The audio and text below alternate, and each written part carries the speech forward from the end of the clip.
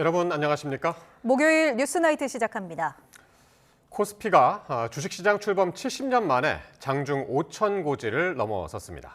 코리아 디스카운트 해소의 신호탄이라지만 아직 갈 길이 멉니다. 먼저 이승은 기자가 보도합니다. 뉴욕발 훈풍이 가세하면서 1.57% 오른 4,980대에서 출발한 코스피. 삽시간에 꿈의 지수인 5천을 돌파했습니다. 지난해 10월 4천 돌파 뒤 불과 석 달 만입니다.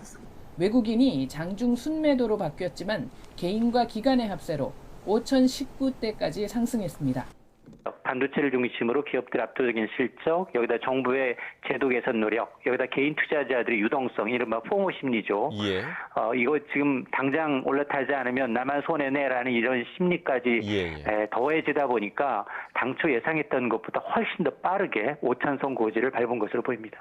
시총 1위 삼성전자는 장중 3% 오르며 15만 7천 원으로 최고가를 경신해 한국 기업 처음 시가총액 1,000조 원을 돌파했습니다.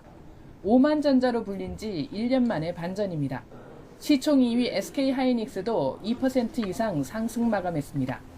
시총 3위로 올라선 현대차는 이틀째 장중 최고가를 경신했습니다.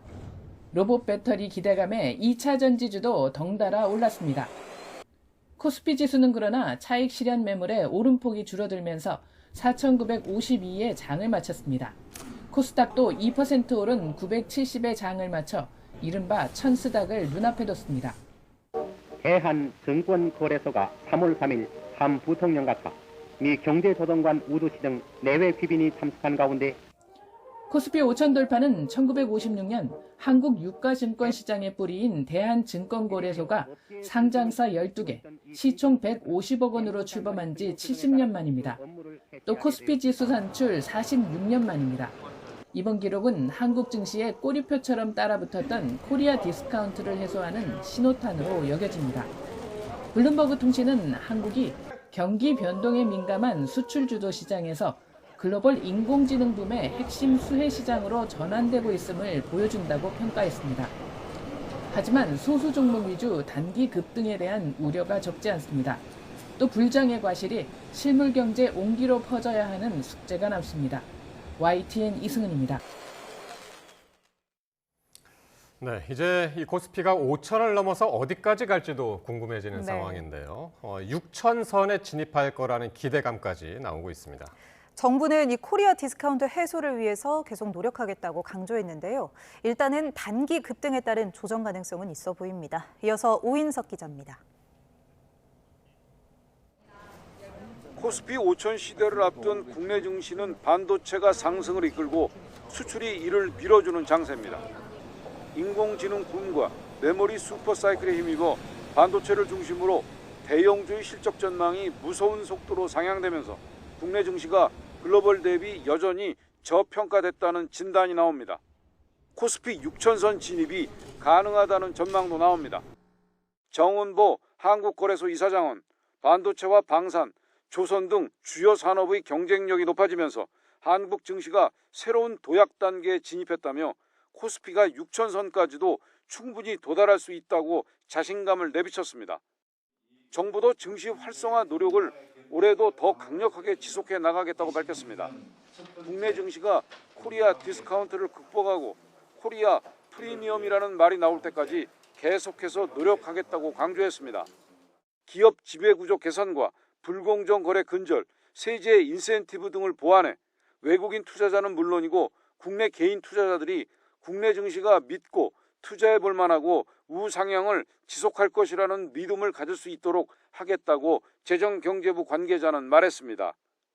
잠재 성장률 반등을 위해서 생산적 금융을 적극 지원하도록 하겠습니다. 특히 주식의 장기 투자를 위해서 생산적 금융 ISA를 신설을 하도록 하겠습니다. 하지만 워낙 가파른 오름세를 보이면서 과열 부담이 누적돼 있다는 지적도 나옵니다. 불과 9개월 만에 코스피가 2배 넘게 이례적으로 급상승한 만큼 조정이 있을 것이라는 분석입니다. 그동안의 단기 급등에 따른 가격 부담도 누적이 되어 있기 때문에 기술적인 조정 가능성도 분명히 있는 것으로 판단하고 있습니다. 상승 흐름 속에서 숨고르기 형태가 될 가능성이 높다라고 보고 있습니다. 트럼프발 대외 불확실성과 지정학적 리스크, 최근 일본을 비롯한 글로벌 국채 금리 상승 등은 국내 증시에 단기적 조정의 빌미를 제공할 악재로 꼽힙니다. YTN 오인성입니다. 여권의 쌍특검 수용을 촉구하는 국민의힘 장동혁 대표의 단식이 박근혜 전 대통령의 만료 끝에 8일 만에 마침표를 찍었습니다. 장 대표는 단식은 멈추지만 더 길고 큰 싸움을 향해 가겠다며 대여 투쟁 의지를 굽히지 않았습니다. 김다연 기자가 보도합니다. 박근혜 전 대통령이 국민의힘 장동혁 대표가 단식 중인 국회 본청 농성장을 예고 없이 찾았습니다. 지난 2016년 예산안 시정연설 이후 무려 10년 만에 깜짝 방문입니다. 박 전 대통령은 정부 여당의 무반응은 정치 도의상 있을 수 없는 일이지만 절대 아무것도 얻지 못한 게 아니라며 단식을 말렸고 겨우 몸을 일으켜 세워 앉은 장 대표는 끄덕이며 화답했습니다. 국민들께서는 대표님의 진정성을 인정할 것입니다. 이제 단식을 그만두겠다. 이렇게 약속을 해주셨으면 합니다. 박 전 대통령이 떠난 뒤 장 대표는 휠체어에 의지해 구급차를 타고 응급실로 향했습니다. 이송 직전 힘겹게 입을 떼더니 단식은 8일째에 끝나지만 싸움은 이제부터라며 눈물을 글썽이기도 했습니다. 저는 더 길고 큰 싸움을 위해서 오늘 단식을 중단합니다. 국민의 탄식은 오늘부터 들불처럼 타오를 것입니다. 이어진 긴급 의원총회에서 의원들은 단식만큼이나 강력한 대여 투쟁을 이어가자고 결의를 다졌고 이른바 단식 패싱 논란 속 성사된 홍익표 청와대 정무수석과의 자리에서도 뼈있는 말을 잊지 않았습니다. 통일교와 공천 헌금 의혹에 대한 쌍특검 수용을 거듭 압박했는데 홍 수석은 단식장은 안 간 게 아니라 일정상 못 간 거라고 해명하며 병문안을 약속했습니다. 검은 돈 뿌리 뽑기를 위한 처절한 몸부림이었다고 저는 생각을 합니다. 대통령께서도 빠른 시일 내에 병원에 한번 방문할 것을 저한테 말씀을 하셨습니다. 정부 여당이 무관심 전략으로 일관했지만 당 내에선 이번 단식이 범보수 결집 측면에서 효과가 있었다고 보는 기류가 지배적입니다. 개혁보수 유승민 전 의원과 장 대표와 때때로 각을 세웠던 오세훈 시장, 개혁신당 이준석 대표의 박근혜 전 대통령까지 단식장을 찾은 건 의미가 크다는 건데 다만 한동훈 전 대표는 끝내 모습을 보이지 않았습니다. 단식이라는 극한 수단으로 보수 결집의 발판을 마련했다는 평가 속 개혁신당과의 특검 공조 후속 조치도 예고된 만큼 지방선거를 앞두고 범야권 연대가 어디까지 전선을 넓힐지 관심이 쏠립니다. YTN 김다연입니다. 더불어민주당 정청래 대표가 조국혁신당의 합당을 전격 제안했습니다. 이재명 정부 첫 전국선거, 6월 지방선거를 앞두고 압승을 위한 정치적 결단이라는 설명인데 정계 개편 신호탄이 될지 주목됩니다. 황보혜경 기자입니다.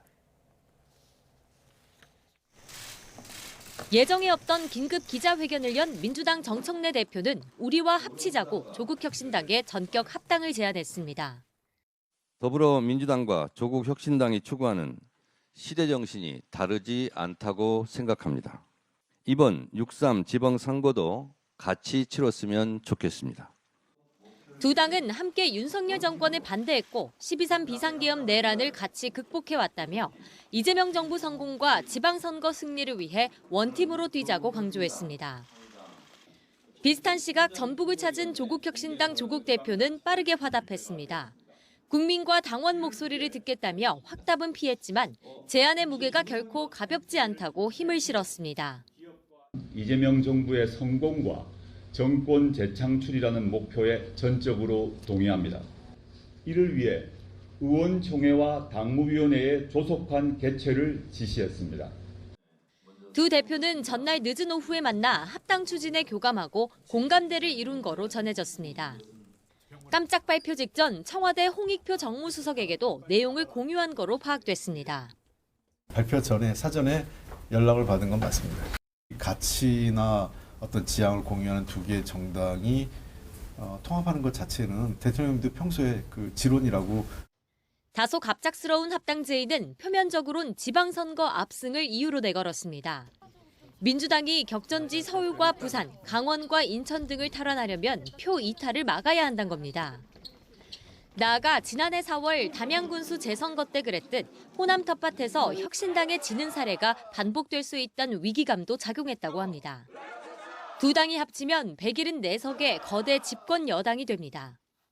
당 대표의 제안은 정무적 판단과 그에 따른 정치적 결단의 영역입니다. 일종의 정계 개편의 신호탄을 쏜 건데 국민의힘은 공천뇌물과 통일교 게이트를 덮기 위한 물타기라고 평가절하했고 개혁신당은 같은 중국집인데 전화기를 2대 놓았던 꼴이라고 비꼬았습니다. 합당 제안이 자칫 보수 결집을 자극할 수 있다는 우려와 함께 정청래 대표의 당권 강화 의도 아니냐는 해석까지 더해졌습니다. 사상 처음 코스피 5천 돌파로 청와대가 조명받는 날 나온 발표라 당내 불편한 분위기도 감지됩니다. YTN 황보혜경입니다. 이렇게 정청래 대표의 기습적인 합당 제안에 민주당 안에서는 공개 파열음이 나왔습니다. 이 절차적인 문제와 정치적 의도를 의심하는 반발과 또 지지 의견이 엇갈리면서 어수선한 분위기가 계속됐습니다. 계속해서 임성재 기자입니다. 민주당 의원총회 10분 전 전격 발표된 정청래 대표의 기습 합당 제안에 의 총장은 성토장이 됐습니다. 대다수 최고위원이 추진 여부를 까맣게 몰랐다는 걸 도화선으로 정 대표가 당의 운명을 결정짓는 일을 일방 처리한다는 비판이 쇄도했습니다. 이러려고 최고위원이 됐나 한 대 얻어맞은 것 같다, 벌써 몇 번째냐 등 공개 반발은 위험 수위를 넘나들 정도로 거셌습니다. 실제로 의원님들 간의 반발도 많이 확인이 되고 있습니다. 추가적인 의원총회도 검토해봐야 되겠다는. 당 안팎은 벌집을 쑤셔넣은 분위기였는데 정 대표와 가까운 일부 의원들은 우리 모두 친청이 되자 긍정평가한다 등 힘을 실었습니다. 당연히 당원들의 투표 또 앞서서 투표에 앞서가 토론 절차가 있습니다. 충분하게 논의가 될 것이고 당내 반발은 정 대표가 당권 연임을 위해 행동에 나섰다는 의심 때문입니다. 합당 제안은 공교롭게도 정 대표의 핵심 공약 1인 1표제 당원 여론 수렴이 시작된 직후 나왔는데 더 선명한 왼쪽 이 혁신당에 손짓하면서 가까이는 1인 1표제 의결, 멀리는 전당대회용 표계산 의도를 노골적으로 드러낸 승부수라고 의원들은 설명했습니다. 돌발 변수 속에 애초 의원총회 주제였던 검찰개혁 논의는 다소 김 빠진 모습입니다. 다만 이재명 대통령이 신년회견에서 예외적인 보안 수사권을 언급한 만큼 그동안 물밑에서만 분출하던 의견도 공론화됐습니다. 여러 의원님께서 대통령께서 하신 말씀과 같은 취지로 예외적으로 보안 수사권을 인정해야 된다. 물론 강경파로 분류되는 법사위원들은 보안 수사권 폐지 토론회 주최자로 이름을 올리며 일말의 여지도 주기 어렵다고 재확인했습니다. 친명 친청 프레임은 갈라치기라고 일축한 게 무색하게도 민주당 내 갈등은 다시 표면화됐습니다. 의원들은 물론 당원까지 쪼개지면서 이 파열음은 계속될 것으로 보입니다. YTN 임성재입니다.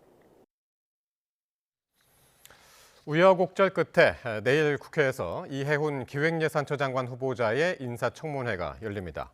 보수 진영 출신인데다 다양한 의혹으로 여권 내에서도 사퇴 요구가 나오는 만큼 여야 모두 송곳 검증을 예고했습니다. 윤웅선 기자가 보도합니다. 정부 초대 기획예산처 장관으로 보수 인사 이해훈 후보자를 발탁한 이재명 대통령은 신년회견에서 청문회가 필요하다고 진한 아쉬움을 드러냈습니다. 문제가 있어 보이긴 해요. 그러나 그에 대해서 본인의 해명도 또 들어봐야 되는 거 아닌가요? 그게 공정하죠. 그리고 이튿날 여야는 청문회 개최에 전격 합의했습니다. 국민의힘은 자료 부실을 이유로 지난 월요일 예정됐던 청문회를 사실상 보이콧했는데 이 후보자가 추가 자료를 일부 제공해 물꼬가 트였습니다. 재정경제기획위원회 야당 간사인 박수영 의원은 자료는 여전히 부실하지만 청문회에서 후보자의 부도덕성을 알리겠다고 강조했습니다. 국정 발목 잡기로 비춰서 좋을 게 없고 야당의 무대에서 후보자의 의혹을 낱낱이 파헤치겠다는 판단을 내린 겁니다. 앞서 적나라하게 공개된 보좌진 폭언, 갑질 논란을 비롯해 도대체 얼마나 더 얘기를 해야 네 머리에는 그게 이해가 되니? 너 뭐 IQ 한 달이야? 아들의 병역과 취업 과정에 특혜가 있었다는 이른바 엄마 찬스가 도마 위에 오를 예정입니다. 여기에 허위로 청약 가점을 높여 초고가 아파트에 당첨됐다는 위장 미혼 의혹, 영종도 땅 투기 논란 등 나라 곳간지기 역할을 맡기기에 적절한지 야권은 난타전을 벼르고 있습니다. 부정적인 여론에 일부 의혹은 수사까지 제기된 상황이라 민주당도 마냥 엄호할 생각은 없습니다. 이해훈 후보자는 의혹이 과장돼 있다며 해명할 기회를 달라고 거듭 요청해왔습니다. 청와대도 모든 가능성을 열어놓은 상황에서 검증 문턱을 넘는 건 오롯이 자신의 몫이 될 수밖에 없습니다. YTN 윤홍성입니다. 1억 공천 헌금 의혹으로 수사를 받고 있는 김경 서울시 의원이 또 다른 공천 헌금 논란에 휩싸였죠. 경찰이 이 새로운 의혹과 관련해 녹취 120여 개가 담긴 이른바 황금 PC를 확보한 것으로 YTN의 취재 결과 확인됐습니다. 김희영 기자가 단독 취재했습니다. 경찰이 서울시 의회가 보관하던 김경 서울시 의원 관계자의 컴퓨터를 이미 제출받았습니다. 이 컴퓨터에는 최근 새롭게 제기된 김 시의원의 추가 공천헌금 의혹과 관련한 녹취 파일 120여 개가 들어있었던 것으로 파악됐습니다. 대부분 김 시의원과 주변 정치권 인사들이 나눈 대화로 지난 2023년 6월에서 7월 사이에 녹음된 내용입니다. 김 시의원이 강서구청장 보궐선거 공천을 앞두고 선거에 출마하기 위해 영향력 있는 정치인들 접촉을 시도하면서 이들에게 금품을 전달하려 한 정황이 담긴 것으로 전해졌습니다. 중간다리 역할을 하는 인물에게 돈을 건넨 것으로 의심되는 내용도 포함됐습니다. 구체적으로 후보자 검증위원회 소속 현직 국회의원에게 출마할 수 있게 해달라는 부탁을 전하기 위해 당시 서울시의회 의원이었던 A씨에게 돈을 건넸다고 설명하는 내용도 있는 것으로 파악됐습니다. 해당 국회의원이 김 시의원의 문자 메시지를 받고 A씨로부터 좋은 말씀을 많이 들었다고 답한 메시지 캡처도 문제의 컴퓨터에 있었던 것으로 확인됐습니다. 경찰은 선거관리위원회에 신고된 내용을 넘겨받아 지난 20일 관련자를 조사하는 등 정식 수사에 착수했습니다. 김 시의원 측은 해당 의혹과 관련해 누구에게도 어떤 명목으로든 금품을 제공한 사실이 전혀 없다며 반박했습니다. YTN 김희영입니다. 네, 이 공천 헌금과 관련된 김경 시의원의 녹취 파일 120여 개에서는 민주당 현역 의원 여러 명의 이름이 언급된 것으로 파악됐습니다. 현역 의원들의 힘을 빌려 강서구청장 보궐선거에 출마하려 한 것으로 보이는데 실제 국회의원에게 금품이 건네진 것으로 드러날 경우 정치적 파장이 상당할 전망입니다. 이어서 정현우 기자입니다. 지난 2023년 국민의힘 소속 김태우 전 강서구청장이 대법원 유죄 확정 판결로 물러나게 되면서 보궐선거가 치러졌습니다. 강서구 화곡동 일대를 지역구로 둔 김경 서울시 의원도 강서구청장 자리를 노렸습니다. 하지만 현역 선출직이 출마하면 원래 자리가 공석이 되는 만큼 후보에서 제외하자는 의견이 당시 민주당 최고위에서 나온 것으로 전해졌습니다. 김 시 의원은 이런 분위기를 전해 듣고 그해 6월에서 7월 사이 국회의원들 접촉을 시도한 것으로 보입니다. 김경 시의원 관계자 PC에 보관돼 있던 녹취 120여 개엔 자신의 출마를 도울 만한 현직 국회의원들과 만남을 주선해달라며 주변인들에게 부탁하는 내용이 담긴 것으로 전해졌습니다. 또 이 의원들에게 돈을 전달하려 한 것으로 의심되는 정황도 있는 것으로 파악됐습니다. 대화에선 현역 민주당 의원 여러 명의 이름이 언급된 것으로 알려졌습니다. 하지만 김경 시의원은 결국 공천에서 배제돼 선거에 출마하지 못했습니다. 경찰은 국회의원들에게 실제 금품이 건네졌는지 수사할 것으로 보이는데 결과에 따라 파장이 상당할 것으로 보입니다. 다만 김 시의원 측은 의혹을 전면 부인하고 있습니다. 녹음된 대화를 주도한 건 김 시의원이 아닌 상대방이었다며 역시 구청장 출마를 준비하던 경쟁자로 추정된다고 주장했습니다. 일부러 유도성 질문을 해 김씨 의원이 도덕적 문제가 있는 것처럼 대화를 녹음하고 녹취를 이용해 공천에서 배제되게 하려 한 것으로 보인다는 설명입니다. 김씨 의원 측은 그러면서 이 같은 의혹을 신고한 인물도 무고죄로 고소하겠다는 입장을 밝혔습니다. YTN 정현우입니다. 김병기 의원 정치연금 의혹과 관련해 경찰이 아내 이모 씨를 피의자 신분으로 첫 소환 조사했습니다. 경찰은 또 차남의 숭실대 편입 특혜 의혹과 관련해 차남이 근무했던 중소업체 등을 압수수색하며 다른 의혹들의 수사에도 속도를 냈습니다. 배민혁 기자가 보도합니다. 정치연금 수수 의혹을 받는 김병기 의원의 아내 이모 씨가 피의자 신분으로 경찰에 처음 출석했습니다. 이 씨는 혐의를 인정하는지 등 취재진 질문에는 아무 답도 하지 않았습니다. 공천원금 받은 거 인정하세요? 김병기 의원도 알고 있었나요? 동작구 의원 2명 말고도 다 받은 거 있으실까요? 이 씨는 지난 2020년 총선을 앞두고 전직 동작구 의원 2명으로부터 3천만 원을 받았다가 수개월 뒤 돌려준 혐의를 받고 있습니다. 이번 조사는 정치연금 의혹에 국한된 것으로 파악됐는데 이 씨는 이 밖에 업무 추진비 유용 혐의도 받고 있습니다. 지난 2022년 당시 동작구의회 부의장의 법인카드를 사적으로 사용했다는 의혹입니다. 경찰은 또 김 의원 차남의 숭실대 편입 의혹과 관련해 차남이 근무했던 중소기업 업체 등 3곳을 압수수색했습니다. 김 의원은 지난 2022년 숭실대의 차남 편입을 청탁했다는 의혹을 받는데 이 과정에서 계약학과의 중소기업 10개월 재직 요건을 갖추기 위해 부정 취업을 시켰다는 의혹까지 제기됐습니다. 경찰은 앞서 해당 업체 대표를 조사한 뒤 뇌물과 업무방해 등 혐의 피의자로 입건했는데 강제 수사에 나서며 수사에 속도를 내는 모습입니다. 강선우 의원 1억 공천원금 의혹과 관련해 밤샘 조사를 벌인 경찰은 강 의원에 대한 구속영장 신청도 검토하고 있습니다. 앞서 강 의원 전 사무국장 남모 씨는 강 의원이 1억 원을 전세자금으로 사용한 것으로 안다고 주장한 것으로 전해졌는데 1억 원이 오간 것으로 지목된 시점 이후에 강 의원이 보증금 7억 5천만 원에 전세 계약을 맺은 정황이 포착됐습니다. 경찰은 강 의원의 자산 내역 등을 분석하며 1억 원 사용처에 대해서도 조사하고 있습니다. YTN 배민혁입니다. 사흘째 이어진 강한 한파에 인천 앞바다에 물결치던 파도도 그대로 얼어붙었습니다. 내륙 곳곳에서 올겨울 최저 기온을 기록하는 등 추위가 절정이었습니다. 김민경 기자가 현장을 취재했습니다. 끝을 알 수 없는 한파에 바다마저 숨을 죽인 듯 얼어붙었습니다.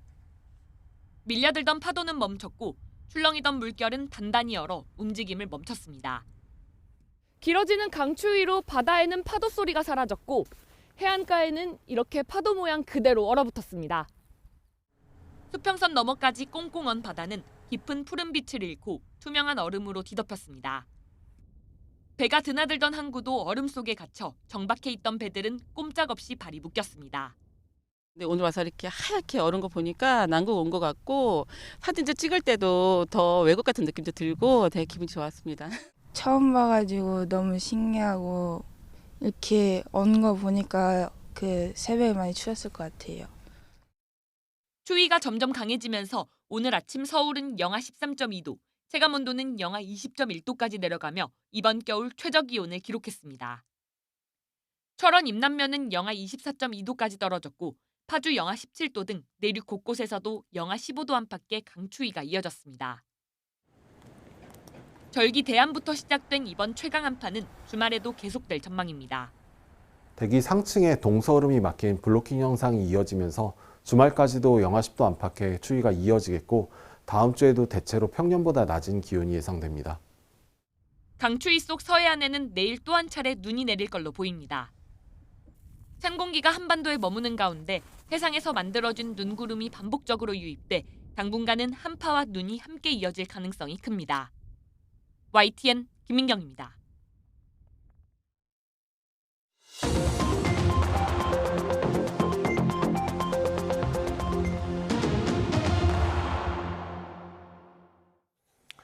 정치권 관심 뉴스 짚어보는 포커스 나이트 시간입니다. 오늘은 박원석 전 의원, 김성태 전 국민의힘 원내대표 두 분 모셨습니다. 어서 오십시오. 예, 안녕하세요. 네. 김 의원님은 이 시간에 처음이시죠? 그렇죠. 밤에는 저 방송을 잘 안 합니다. 예, 다른 프로그램에서 활약하시는 거 잘 보고 있습니다. 예, 오늘 잘 부탁드립니다. 예. 자, 민주당 정청래 대표가 6.3 지방선거를 앞두고 조국혁신당의 합당을 전격적으로 제안을 했습니다. 조국 대표는 일단 신중한 입장을 보였는데요. 양당 대표 발언 먼저 듣고 오겠습니다. 조국혁신당에게 제안합니다. 우리와 합칩시다. 더불어민주당과 조국혁신당이 추구하는 시대정신이 다르지 않다고 생각합니다. 이번 6.3 지방선거도 같이 치렀으면 좋겠습니다. 이재명 정부의 성공과 정권 재창출이라는 목표에 전적으로 동의합니다. 최선의 길이 무엇인지 국민과 당원의 목소리를 경청하겠습니다. 이를 위해 의원총회와 당무위원회의 조속한 개최를 지시했습니다. 네, 정청래 대표, 조국 대표 이야기 듣고 오셨는데요. 일단은 이 정치권에서 합당이라는 단어가 정말 오랜만에 등장을 한 것 같습니다. 이 정청래 대표의 합당 제안 오늘 어떻게 들으셨는지 궁금하네요. 굉장히 전격적인 제안이라고 우선 보고요. 네. 그 조국 대표 사면 복권 이후에 양당 간의 합당에 대해서 원론적인 얘기가 나온 적은 있습니다만 예. 지방선거 앞두고 이렇게 전격적인 제안이 이루어지리라고는 민주당 내에서도 또 조국혁신당 내에서도 예측하지 않았던 것 같습니다. 예. 민주당의 긴급최고위원회가 오늘 오전에 열렸는데요. 이 정청래 대표가 기자회견하기 20분 전에야 최고위원들한테 이 제안 기자회견을 할 거라는 사실을 알렸듯이 예. 당 내에서도 사전에 논의 없이 이렇게 전격적인 제안이 이루어졌는데 아마도 이제 지방선거를 앞두고 일종의 승부수로 정청래 대표가 제안을 했다 이렇게 봐야 될 것 같고요. 물론 지금 당내에서 여러 반응이 나오고 있고 궁극적으로는 양 당의 이 통합을 승인하는 뭐 당원 투표나 이런 절차를 거쳐야 될 거고 그때까지 여러 가지 좀 복잡한 논의들이 예정이 돼 있습니다만 예. 이렇게 공식적으로 제안이 이루어졌기 때문에 이제 어떤 매듭이 지어지지 않을까 이렇게 예상을 하고요. 만약 예. 지방선거 전에 합당이 이루어진다면 지방선거에 미칠 영향도 크고 정치권 전반에 뭐 지각 변동이 예상되는 그런 제안이라고 할 수 있을 것 같습니다. 예. 지금 말씀하신 것처럼 상당히 이제 전격적으로 이루어진 제안이었는데 일단은 정청래 대표가 합당 제안하면서 목표는 확실한 것 같습니다. 지방선거 같이 치르자 이렇게 이야기를 했습니다. 그러니까 이제 정청래 당대표 입장에서는 앞에 박 의원도 이야기했지만 이거 완전 전격적인 제안이에요. 그러니까 이게 당대당 통합이라는 거는 이 고도의 정치적 행위인데 특히 큰 선거 앞두고 예. 그렇다면 이거야말로 이제 당내 그러니까 통합 논의에 대한 어떤 충분한 수기 시간이 가져지고 많은 토론과 그 많은 절차를 거친 가운데 예. 대표가 최종적으로 결심을 하고 뭐 당내 그런 최종적인 의결 기구를 갖다 거치는 그런 과정을 봤거든요. 예. 근데 정청래 당대표의 오늘 긴급 최고회의를 통해서 제 입장은 진짜 전격적인 제안이면서도 물론 본인은 두 가지를 이야기해요. 이재명 대통령 그러니까 이재명 정부의 성공을 위해서 이번 지방선거 이겨야 된다. 근데 이제 두 번째 요게 또 한 가지 좀 중대한 대목인데 지금 이재명 대통령 정부 출범한 지 불과 7개월밖에 되지 않고 있는데 정권 재창출을 위해서 같이 힘을 합쳐야 된다 이야기를 했어요. 저는 저 대목이 아니 저거는 어떻게 보면은 청와대 이재명 대통령 측근들 인사들 볼 때는 상당히 별로 기분 안 좋은 이야기예요. 예. 정권 이제 시작한 지 7개월밖에 안 됐는데 다음 정권 재창출을 위해서 예. 그것도 뭐 아닌 말로 정계 개편 뭐 이걸 갖다 대통령이 주도하면 주도했지. 집권 세력의 당 친정집의 당 대표가 저 이야기를 전격적으로 제안했다는 것은 많은 억측을 이제 나올 수밖에 없어요. 제가 보니까 아니나 다를까 실질적으로 당내의 친명계 인사들이 뭐 박홍근 의원이라든지 또 최고위원들 중에서도 흔히 말하는 친명계 최고위원들이 이거 뭐냐 이게 엄청난 지금 반발을 하고 있는 거예요. 바로 그런 연유거든요. 저는 그런 측면에서 조국 혁신당 입장에서는 12명밖에 안 되는 규모를 가지고 사실상 6.3 지방선거에서 뭐 호남 지역 외에는 뭐 특별히 수도권하고 그렇게 명함을 내밀 여건이 아니지 않습니까? 그런 측면에서 제안의 무게가 결코 가볍지 않다 이렇게 하면서 조국 혁신당 대표가 이제 저걸 이제 같이 이제 논의하겠다 하지만은 조국 대표 입장에서는 손해 보는 장사 아니다. 그러니까요. 그래서 이걸 향후 민주당 진영은 좀 재미있게 진행될 것 같습니다. 예. 그래서 이제 제안은 제안인데 그러면 이제 그 제안을 받은 조국 혁신당의 입장은 과연 뭘까? 어떤 기분일까? 일단은 뭐 조국 대표는 국민과 당원 목소리를 경청하겠다 이러면서 이제 즉답은 피했지만은 진짜 싫지 않은 기색이 느껴졌습니다. 그러니까 조국 대표 개인도 그렇고 조국 혁신당도 그렇고 일정하게는 돌파구가 좀 필요한 상황이었습니다. 그러니까 조국 대표는 어쨌든 사면 복권은 됐지만 당 대표이긴 하지만 이제 제도권 복귀를 해야 되는 상황이고 6.3 지방선거와 동시에 치러지는 재보궐선거 출마 의사를 그동안에 밝혀왔었거든요. 그러나 현실적으로 보면 민주당과의 어떤 연대 혹은 민주당과의 단일화 혹은 민주당의 양보 없이 재보궐선거 어느 지역에서도 쉽지 않은 상황이기 때문에 그런 어떤 개인적인 이 정치 전망 차원에서도 이 제안이 어떻게 보면 좀 먼저 청하지 못하지만은 바라던 바가 아닐까 싶기도 하고요. 마찬가지로 조국혁신당도 지방선거를 준비는 하고 있습니다만 호남 이외에 그렇게 출마 자원이 많지 않은 상황이었고 호남에서도 민주당과의 경쟁이 좀 버거운 경쟁인 것만은 맞았거든요. 때문에 지방선거 이후에 얼마나 조국혁신당이 조직적 성과를 거둘 수 있을지 의문되는 상황이었습니다. 그런 상황에서 민주당과의 전격적인 합당이 이루어진다면 아예 새로운 차원에서 이 당의 활로를 열 수 있는 그런 전기가 마련된다는 측면에서 조국혁신당으로서 나쁠 게 없는 제안이죠. 다만 3당으로서 민주당과는 독자적인 그런 정체성과 전망을 갖는 정당을 해야 된다라는 차원에서 조국혁신당이 결합한 당원들이나 또 간부들도 있을 거거든요. 근데 이분들이 이걸 어떻게 받아들일지 혹여 민주당에 그냥 흡수되는 건 아니냐. 근데 이런 우려가 당 내부에서 표출될 가능성은 좀 남아 있다 이렇게 생각합니다. 그러니까요. 그래서 이제 24일에 이제 긴급 의총하고 26일 당무위원회를 거쳐서 이제 결정이 될 것 같은데 이번 주말을 이제 거치면서 어느 정도 이제 윤곽은 조국혁신당 분위기의 윤곽은 나올 것 같습니다. 두 분 앞서서 이제 공통적으로 말씀하셨는데. 일단 명분은 이제 6.3 지방선거 승리인데 민주당 입장에서. 근데 민주당 당내에서 왜 하필 오늘이냐라는 말이 나왔습니다. 일각에서는 이제 자기 정치를 한다는 이야기까지 나왔고 마침 오늘이 이 코스피 5,000피를 돌파한 사상 처음으로 그런 날이기도 하지 않았습니까? 사실상 그런 측면에서 이재명 대통령이 뭐 지난 대선 공간에서 코스피 5,000 시대를 활짝 열겠다.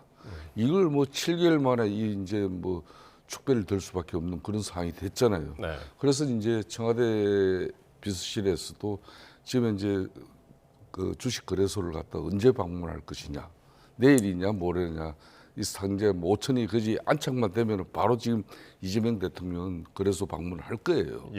그런 상황인데 지금 정청래 당 대표가 오늘 뭐 사실상 당 내적으로 최고위원들도 긴급 최고회의 20분 전에나 대략 얼추 알은 정도고 이걸 갖다 구체적으로 이 부분에 대한 이거는 상당히 전 당원적인 그런 관심을 가지고 논의되고 토론으로 이어져야 될 그런 사안을 정말 전격적으로 제안했다는 그 부분에 대해서 뭐 박홍근 의원도 뭐 저렇게 날쌘 이야기를 하는 것이고 강덕구 뭐 최고위원 같은 경우는 지금 이제 당대표 혼자 결정할 사안이 아니라면서 선을 넘어도 한참 넘었다.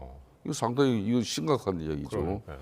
자, 이런 큰 반발을 지금 하고 있는 것은 지금 이제 정청래 당대표가 6.3 지방선거를 앞두고 승부수를 던진 겁니다. 이거는 6.3 지방선거 분명히 나 중심으로 이 선거를 치를 것이고 이 선거는 또 이겨야 된다. 그런 측면에서 흔히 말하는 범진보 민주 뭐 좌파 세력들 다 결집시켜서 이길 거다.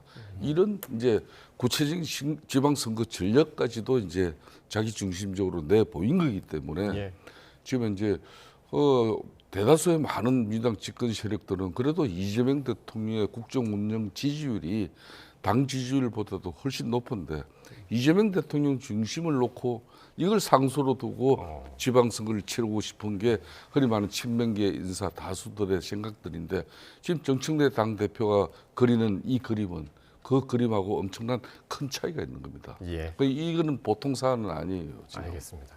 그럼 한번 직접 목소리를 들어보겠습니다. 이제 당내에서 이 기습적인 합당 제안에 공개적으로 이제 파열음이 나왔는데 이에 대해서 이제 박수현 수석 대변인은 정치적인 결단이다라면서 진화에 나섰습니다. 발언 한번 직접 들어보시겠습니다. 다른 부대표님들과 함께 저희도 언론을 통해서 합당 문제를 들었습니다. 실제로 의원님들 간의 반발도 많이 확인이 되고 있습니다. 원내 지도부에서 추가 의원총회를 언제 열 것인가를 검토하고 있고요. 당 대표의 제안은 정무적 판단과 그에 따른 정치적 결단의 영역입니다. 그렇기 때문에 앞으로는 이런 문제들에 대해서 전 당원 토론과 전 당원 투표 또 전당대회 등의 정해진 절차를 거치게 될 것입니다. 예, 보신 것처럼 당내 의원들은 지금 당혹감을 감추지 못하는 모습이고 내부 소통이 좀 원활치 않았던 것 같은데 일각에서는 그 합당 제안은 날치기다. 그리고 당대표의 진퇴를 물어야 한다. 이런 상당히 강경한 그런 반응까지 나오고 있습니다. 이현주 최고위원 같은 경우에 그런 얘기를 그러니까요. 하는데요. 예. 그러니까 이게 시점도 문제지만 절차나 방식의 문제를 제기하는 것 같습니다. 당대표가 어쨌든 먼저 제안을 하고 후 공론화를 이제 하겠다 이런 예. 계획인 것으로 보이나 이게 당대당 통합 같은 중요한 문제를 최고위원들하고도 사전에 상의 없이 또 대통령실과의 공감대도 있었다고는 하나 충분치 않은 상황으로 보이거든요. 네. 이런 상황에서 저렇게 이제 제안을 던지듯이 전격적으로 하는 것이 결국 그 지방선거 이후에 예정돼 있는 전당대회에서 정청래 대표의 연임을 위한 포석 아니냐 이런 의심이 굉장히 강한 것 같아요. 예. 지금 지난번에 한번 중앙위원회에서 부결됐던 그 1인 1표제에 관련해서도 오늘부터 이제 당원들 의견 수렴하는 그렇죠. 절차가 예. 시작되는 날인데 예. 하필이면 이제 오늘 저 제안을 합당 제안까지 나오니까 정청래 대표가 본인의 이제 개인 정치적 욕심을 지나치게 앞세우거나 노고라 하는 거 아니냐 이런 불편함들이 당내에서 곳곳에 감지되는 게 아닌가 싶고요. 네. 물론 이제 오늘부터 공론화를 하겠죠.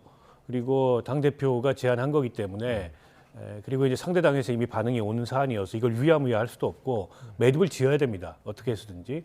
그래서 어떤 그 과정을 통해서 당 내부의 중지를 모으고 네. 이제 결론을 만들어갈지 좀 지켜봐야 되겠습니다만 예. 일단 지금 민주당 내에서는 환영의 목소리보다는 이런 당혹감이나 문제 제기가 많이 나오는 것 같고 네. 정청래 대표가 이제 이걸 어떻게 수습하고 어떻게 이제 결론을 만들어가는가가 이 대표로서의 리더십과 정치력의 또 다른 시험대에 섰다 이렇게 봐야 될 것 같습니다. 예. 그러니까 정 대표 앞에서 이제 그 박수현 대변인 얘기 들었습니다만 이거 정무적 결단이다라고 했는데 그 얘기는 어떻게 들으셨어요? 그러니까 지방선거를 위한 전략적 이 통합, 그러니까 이게 정청래 당대표의 이제 이 당위성인데 그렇지만은 이제 절차적 정당성을 무시한 그런 독단적 당대표의 결정이다. 이런 이제 반발이 더 훨씬 민주당 내에 기류가 크게 형성되고 있는 것 같아요. 그렇다면은 지금 오늘 이제 청와대 반응도 청와대 대변인은 네. 처음엔 잘 모르고 있는 그런 내용. 그러니까 당에서 결정하는 내용이니까 청와대가 뭐 여기에는 크게 깊게 개입할 그런 사안 아니다. 그러니까 그게 이렇게 정리해요. 예, 맞습니다. 지금 말씀하신 대로 오전에 이제 강유정 대변인이 논의된 것이 없었다. 이 합당 제안에도 논의된 게 없다 그랬고 오후에 이제 홍익표 정무수석이 사전에 연락을 받았다. 어젯밤 늦게 받았다. 이제 그렇게 이야기를 해서 오전하고 오후가 좀 이제 다른. 그게 이제 새로 들어간 뭐 바로 저 지금 박원석 의원 자리에 홍익표 지금 정무수석하고 지금 낮 시간에 YTN 같이 낮 하셨었죠. 시간을 갖다 제가 예. 한참 오래 하고 있는데 이걸 홍익표 대표가 어제부터 이제 공식적으로 정무수석이 들어갔는데 이게 지금 이제 집권당 그러니까 원내대표 한 명도 원내대표도 이 내용을 모르고 있었던 상황인데 이걸 정무수석이 알고 있었다. 이거는 홍익표 대표 입장에서는 오후에 당내 사정이나 이런 게 참 분위기가 심상치 않으니까 그나마 이제 이재명 대통령의 지론이 있다 정도로서 뭐 당정 관계에 그래도 뭐 교감은 일정 부분 있었다 이렇게 이제 수습을 했다. 수습은 하지만은 실질 내용은 뭐 저는 그렇지 않은 것 같아요. 그렇기 때문에 이 부분은 고도의 이제 정치적 행위인데 아까 제가 이야기했듯이 정청래 당대표 입장에서는 6.3 지방선거를 자기 중심적으로 이걸 갖다 치러내겠다는 그런 강력한 의지가 있는 것이고 또 조국 혁신당 대표 입장에서는 지금 조급함이 있어요. 박원석 의원님 말씀처럼 지금 당 내적으로 자력으로 지금 현재 지방선거를 치러나갈 힘은 미미하거든요. 그리고 더군다나 더 중요한 것은 조국 대표가 이번 지방선거에서 뭐 강력단체장이든 보궐선거든 어디든 나가겠다는 거잖아요. 그러려면은 민주당하고 전격적인 이야기가 끝이 나 있어야 돼요. 그러니까 가령 부산에 이제 전재수 지금 현재 의원이 부산시장 나가면은 그 전재수 의원 자리에 전격적으로 조국 혁신당 대표가 후보로 뛸 수 있는 겁니다. 그렇게 해서 불경 전체를 갖다가 큰 동력으로 만들어내는 그런 큰 힘을 뭐 쓰는데 그 중심적 조국 당 대표가 그 역할을 할 수 있다는 거죠. 그렇게 함으로써 자기는 이제 민주당 내에서도 기반도 갖출 수 있는 것이고. 그래서 이제 정청래 당 대표와 조국 혁신당 대표는 이미 이해관계가 맞아 떨어졌다고 봐야 되는 거예요. 네. 일단은 홍익표 정무수석은 사전에 연락을 받았다. 어쨌든 이제 오후에 이제 그렇게 하면서 이제 정리를 했는데 그거보다 이제 한 발 더 나간 발언도 했잖아요. 양당 통합이 평소 이재명 대통령의 지론이었다. 잘 진행되기를 지켜보겠다고 얘기했는데 이건 어떤 의미로 받아들이면 되겠습니까? 좀 원론적인 언급이 아닌가 싶은데요. 이게 청와대 입장에서는 저걸 몰랐다고 할 수도 없고 그러면 이게 이제 당대표의 이 독단적인 제안인데 그러면은 당청 간에 불협화음이 있는 거냐 바로 이런 질문이 생기거든요.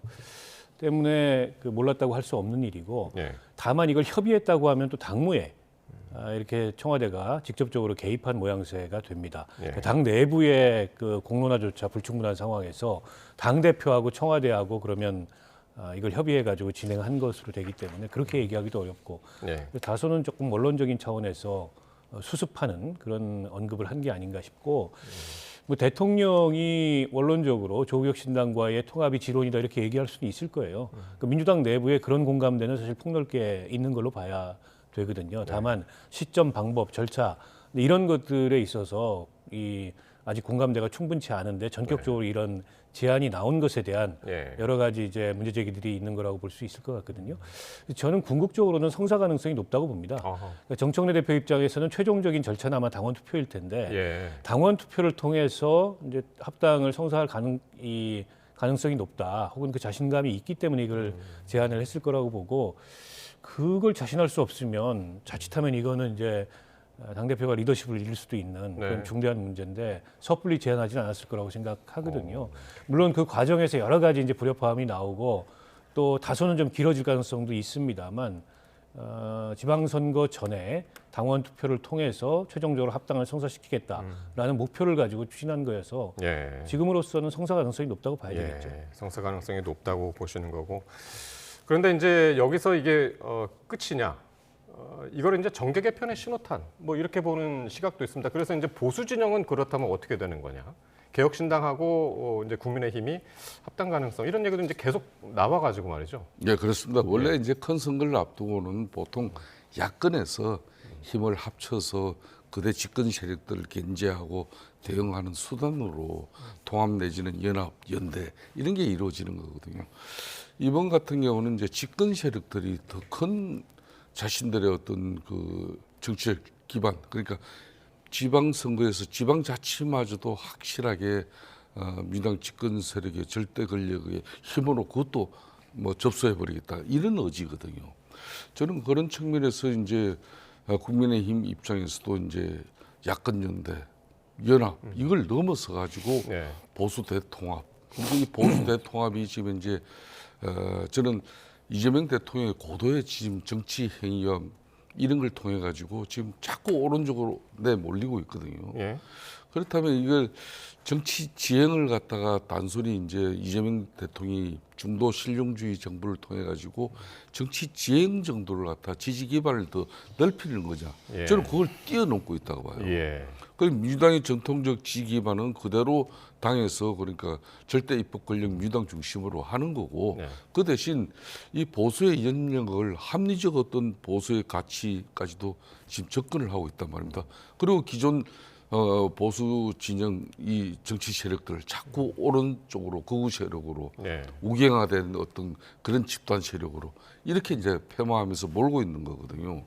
자, 그런 측면에서 이제 국민의힘 입장에서는 이제 범보수 대연합 정도를 뛰어넘는 그런 뭐 지방선거를 앞두고 정치적 행위가 있어야만이 그나마 지금 어려운 여건을 좀 탈피하면서 예. 새로운 희망을 만들어 나갈 수 있는 그런 국민들에 대한 기대도 예. 뭐 만들 수 있지 않겠냐 이렇게 보고 있습니다. 알겠습니다. 일단은 뭐 범보수 대연합까지 해야 된다. 당위적인 말씀을 해주셨고 그게 이제 실제적으로는 어떻게 움직일지 조금 이제 그 개혁신당에서는 이제 부정적으로 일단은 그렇게 이야기를 하고 있는 그런 분위기입니다. 자, 그럼 국민의힘 얘기할 텐데요. 장동혁 대표가 단식 8일째에 단식을 중단을 했습니다. 박근혜 전 대통령의 방문을 받은 후에 단식 중단을 선언한 건데요. 현장 발언 한번 들어보시겠습니다. 정부 여당이 대표님의 단식에도 불구하고 아무런 반응을 하지 않는 거 정치 도의상 있을 수 없는 일이라고 생각합니다. 국민들께서는 대표님의 진정성을 인정할 것입니다. 건강을 회복하셨으면 합니다. 그래서 오늘 이 자리에서 단식을 그만두겠다 이렇게 약속을 해주셨으면 합니다. 그렇게 하겠습니다. 고맙습니다. 106명의 우리 의원님들, 당협위원장님들, 당원 동지들, 국민들과 함께한 8일이었습니다. 저는 더 길고 큰 싸움을 위해서 오늘 단식을 중단합니다. 진정한 단식은 오늘부터가 시작입니다. 자, 장동혁 대표 이제 박 전 대통령의 이 단식을 중단하겠다 약속을 한 직후에 30분쯤 지나서 이제 병원으로 이송이 됐고 지금은 이제 치료를 받고 있다고 알려지고 있습니다. 그간 알려진 건강 상태로 볼 때 오늘 단식 중단한 건 이제 상당히 잘한 거죠. 뭐 누구보다도 이제 김성태 의원께서 단식을 해보셨기 때문에 그렇습니다. 이제 장동혁 대표의 단식 같은 경우는 정말 처절한 단식이었어요. 저도 이제 과거에 이제 노숙 단식 뭐 9박 10일을 한 경험이 있기 때문에 그러니까요. 이 제대로 된 단식을 해 들어가면은 사실상 3, 4일 정도는 인간의 흔히 말하는 3대 욕구 중에 하나가 식욕이잖아요. 예. 그걸 이제 그걸 갖다 이제 극복하는 그 과정은 3, 4일이면 되긴 되는데 그 다음부터는 이제 상당히 자기 신체 그러니까 자기 신체의 일부를 갖다 훼손시키면서 나머지 중에 심하게 목숨을까지도 예. 잃어가면서 마지막 선택하는 게 이게 저항 수단이 단식이거든요. 예. 그래서 이 단식을 상대가 하면은 아무리 지금 이재명 대통령과 그대 입법 권력 민주당 입장에서도 이게 엄중함을 알아야 되는 거거든요. 그런 측면에서 민주당이 지금 현재 제1야당 대표의 단식에 대한 그 정치적 행위는 대단히 저는 소홀했다.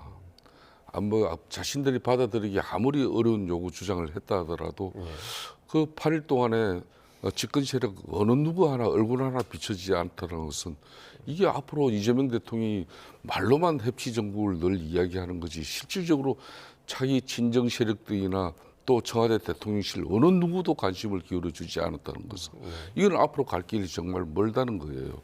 그렇지만 이제 박근혜 전 대통령이 2017년 탄핵당한 이후에 사실상 여의도에는 한 번도 안 들어왔어요. 10년 만에 정확하게 그것도 국회를 방문해가지고 제1야당 장동혁 당대표의 단식을 철회해달라, 중단해달라. 구체적으로 이제 입장까지도 본인이 확인하면서까지 또 단식을 중단시키고자 했거든요. 박근혜 대통령 같은 경우는 주변에 누가 뭐 저걸 권한다고 자기가 수용하고 저렇게 행동하실 분은 아니거든요. 뭔가 자신의 마음이 이제 내켰기 때문에 장동혁 대표 단식 투쟁장을 저렇게 방문해가지고 단식을 중단시키는 그런 활동을 했다고. 저 부분에 대해서는 하여튼 뭐 이제 보수 진영이 좀 크게 통합하는 측면에서의 그런 어떤 결속성을 이번에 다 보여줬고 이제 다만 앞으로 이제 제1야당이 어떻게 해서 이제 아까 얘기했지만 6.3 지방선거를 앞두고 크게 이게 개혁 보수든 합리적 보수든 큰 틀로 다 이게 크게 만들어내야 되는데 그 큰 숙제는 지금 안고 있는 것이죠.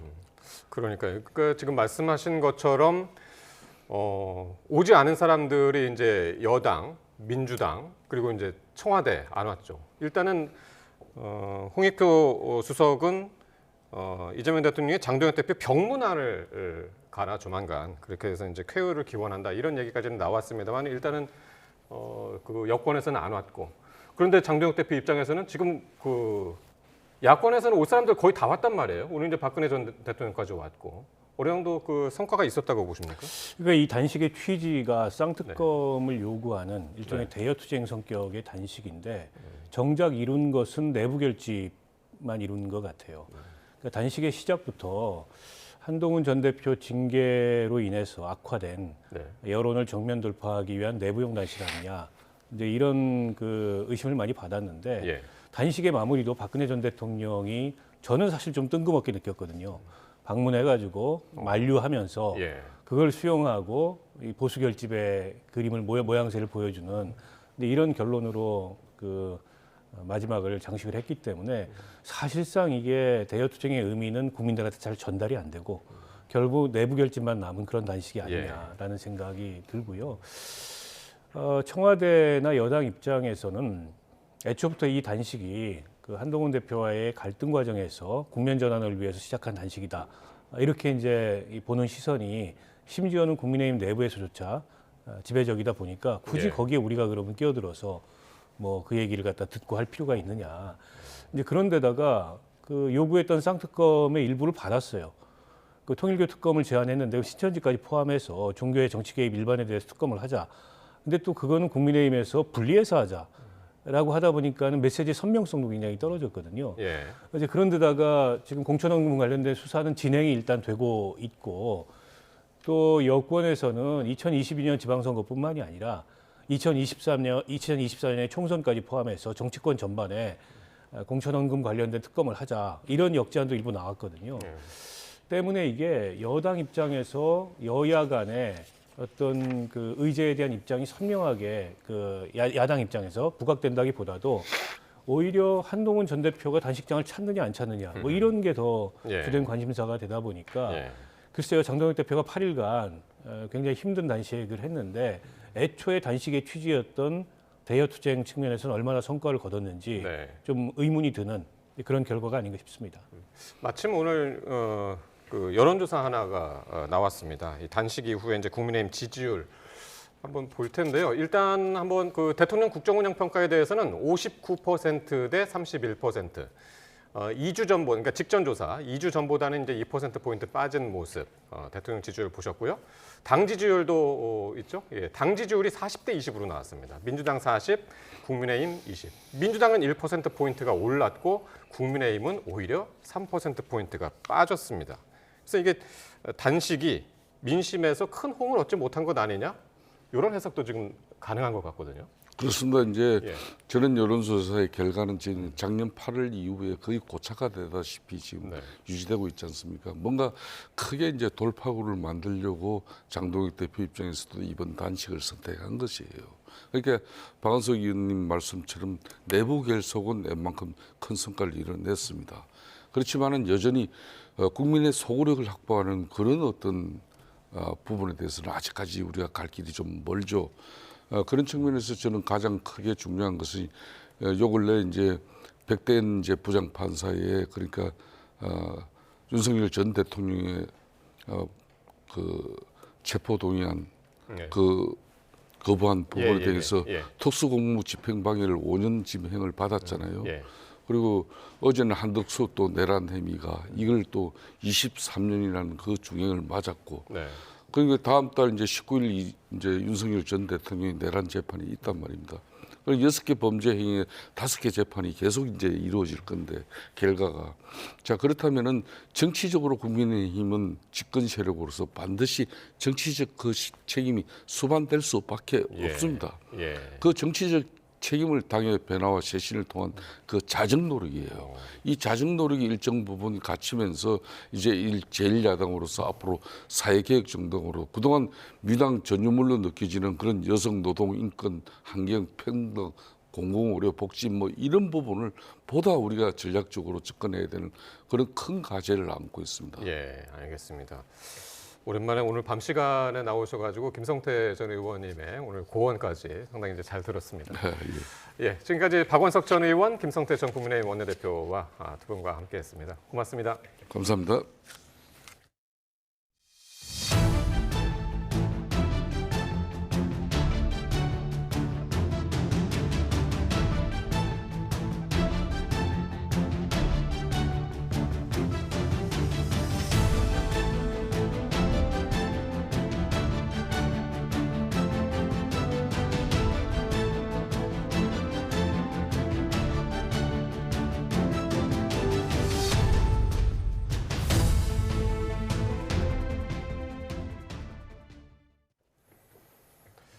네, 코스피가 오늘 장중에 사상 처음으로 5,000포인트 고지를 밟았습니다. 하지만 반도체 등 소수 대형주의 매수세가 집중되며 그 열기가 증시 전반에 퍼지진 못했습니다. 손효정 기자가 보도합니다. 코스피 5천 시대의 주역은 반도체 대형주였습니다. 삼성전자는 7개월 만에 2.6배, SK하이닉스는 3.7배 뛰어오르며 지수를 끌어올렸습니다.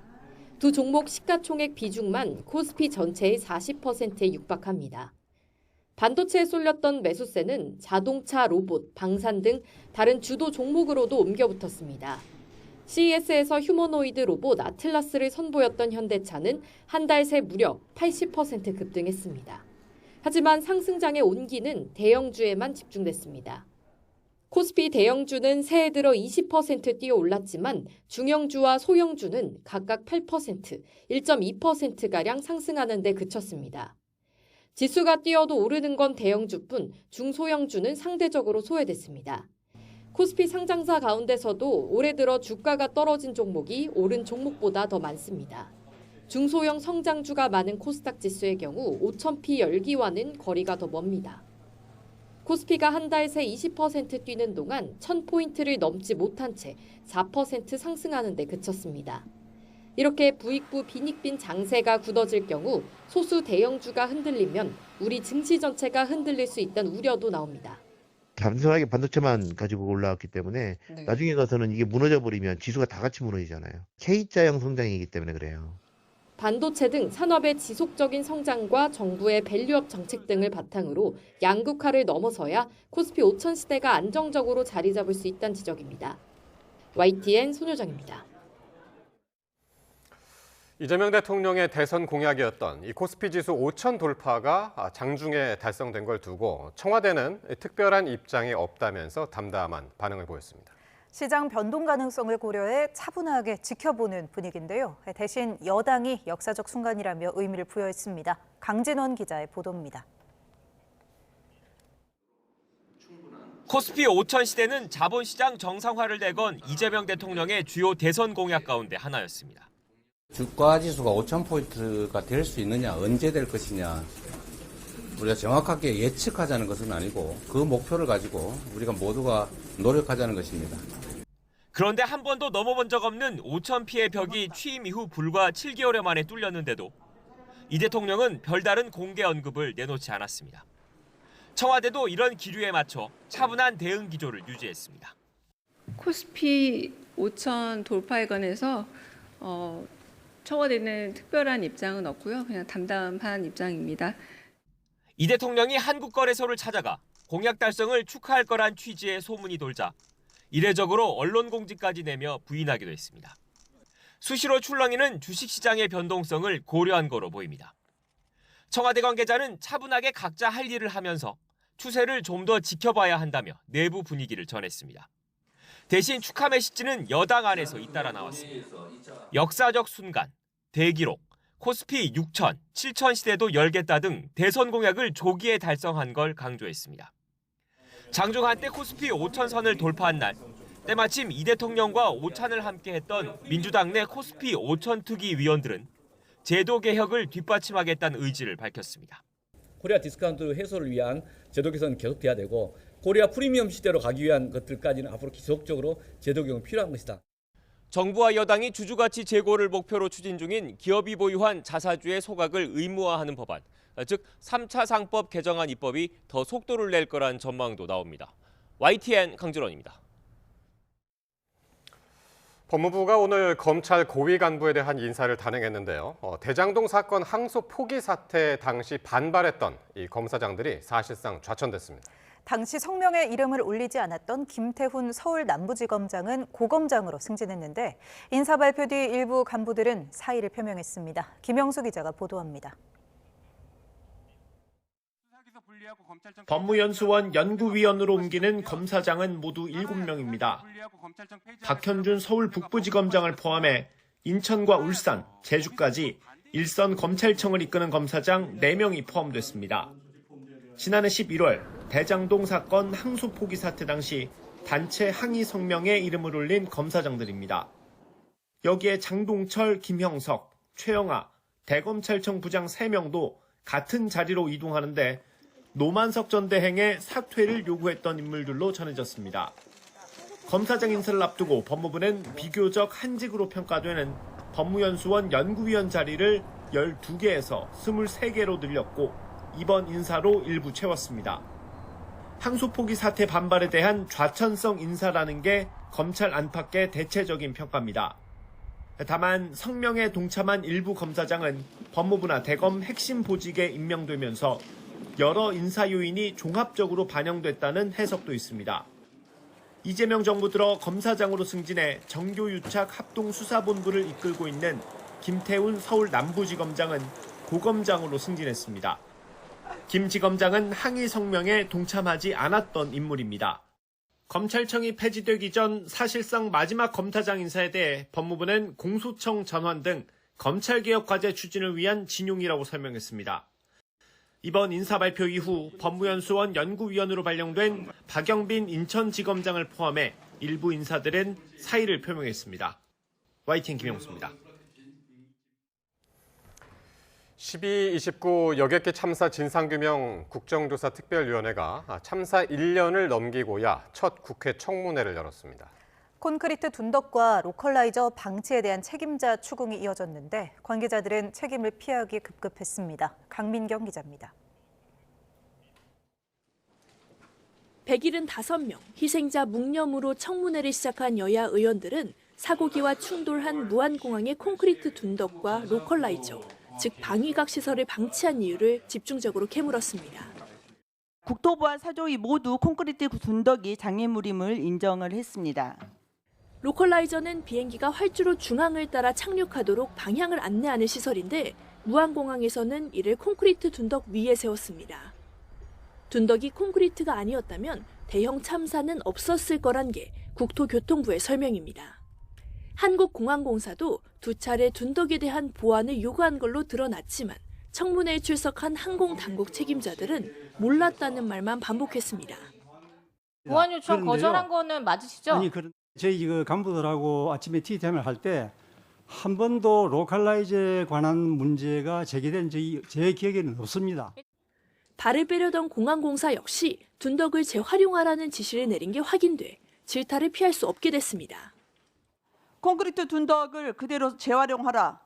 발주처로부터 들었다고 하는데 그 발주처가 어디예요? 한국공항공사죠. 경찰이 늑장을 부린다는 지적도 나왔습니다. 엔진과 기체 결함에 대한 사고조사위원회의 결과를 기다린다는 핑계로 차일피일 수사를 미루며 책임자를 한 명도 송치하거나 기소하지 않았던 겁니다. 1년 동안 뭐 하셨어요? 사조위는 사조위 조사를 하는 거고 경찰은 경찰의 수사를 하는 겁니다. 왜 방치를 했나? 수사 초점 1위 가야 되는 거예요. 그런데 주요 인물안에 보면 그 부분이 대폭 빠져 있다는 얘기예요. 국토교통부에서 국무총리실 산하로 이관 절차를 밟고 있는 사고조사위원회 역시 그간 참사 규명에 적극적이지 않았다는 비판을 피하지 못했습니다. 책임 피하기에 급급한 청문회를 지켜보던 유가족들은 울분을 터뜨리며 조속한 책임자 처벌을 촉구했습니다. 국조특위는 오는 27일 결과 보고서를 채택하고 이달 말 활동을 종료할 예정입니다. YTN 강민경입니다. 공천헌금 수수 의혹 등을 받는 무소속 김병기 의원의 부인 이모 씨에 대한 경찰 조사가 8시간 만에 끝났습니다. 이 씨는 오늘 조사 이후 어떤 내용을 진술했는지, 공천 헌금을 받았는지, 동작구의회 법인카드 사용을 인정하는지 등을 묻는 기자들의 질문에 아무런 답을 하지 않고 자리를 떠났습니다. 경찰은 이 씨가 지난 2020년 총선을 앞두고 전직 동작구 의원 2명으로부터 공천 헌금 3천만 원을 전달받았다는 의혹 등에 대해 조사한 것으로 알려졌습니다. 이 씨는 지난 2022년 동작구 의회 부의장의 법인카드를 유용했다는 의혹도 함께 받고 있습니다. 김경 서울시의원의 또 다른 의혹이 담긴 이른바 황금 PC가 등장하면서 이 공천헌금 수사가 정치권 전반으로 확대될지 관심이 모아지고 있습니다. 경찰은 담당 수사팀 인력을 최근 다시 보강하며 수사의 속도를 내는 것으로 보입니다. 이현정 기자가 보도합니다. 그동안 김경 서울시의원은 지난 2022년 서울 용산 호텔에서 강선우 의원을 만나 공천헌금 1억 원을 건넨 혐의로 경찰 수사를 받아왔습니다. 그런데 이른바 황금 PC를 경찰이 확보하며 지난 2023년 강서구청장 보궐선거를 앞두고도 정치권에 로비를 시도했는지에 대해서도 수사가 시작됐습니다. 2022년 지방선거뿐 아니라 2023년 강서구청장 보궐선거까지 공천 과정 전반에 대한 수사가 불가피해 보이는 상황. YTN 취재 결과 경찰은 지난 16일 수사팀 7명을 증원한 데 이어 일주일도 안 돼 6명을 추가로 늘린 것으로 확인됐습니다. 새로 충원한 인원은 법률 검토 등 단순 지원 업무를 맡는 게 아니라 실제 수사에 투입되는 요원이란 설명입니다. 추가 의혹까지 불거진 가운데 수사의 속도를 내려는 것으로 보이는데 정작 중요한 증거인 황금 PC를 확보하는 데는 늦은 것 아니냐는 지적도 나옵니다. 이번에 경찰이 확보한 PC는 김경 시의원의 전 보좌진이 사용했던 것으로 김 시의원 사무실과는 다른 층에 있었던 것으로 파악됐습니다.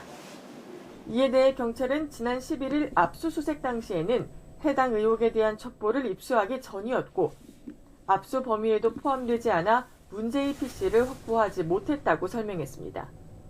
핵심 증거를 확보하고 수사 인력까지 증원한 경찰이 앞서 지적받은 늑장 수사 오명을 벗을 수 있을지 주목됩니다. YTN 이현정입니다. 쿠팡의 미국 투자사 2곳이 한국 정부가 쿠팡을 차별적으로 대우하고 있다며 미국 정부의 조사와 대응을 요구했습니다. 로이터 통신은 미국 투자사 그린오크와 알티미터가 현지 시간 22일 미 무역대표부에 한국 정부의 차별적 조치를 조사해달라는 청원서를 제출했다고 보도했습니다. 이들 투자사는 쿠팡의 개인정보 유출 사건 이후 한국 정부가 노동, 금융, 관세 분야까지 전방위 조사에 나선 건 정상적인 규제 수준을 넘어선 차별적 조치라고 주장했습니다.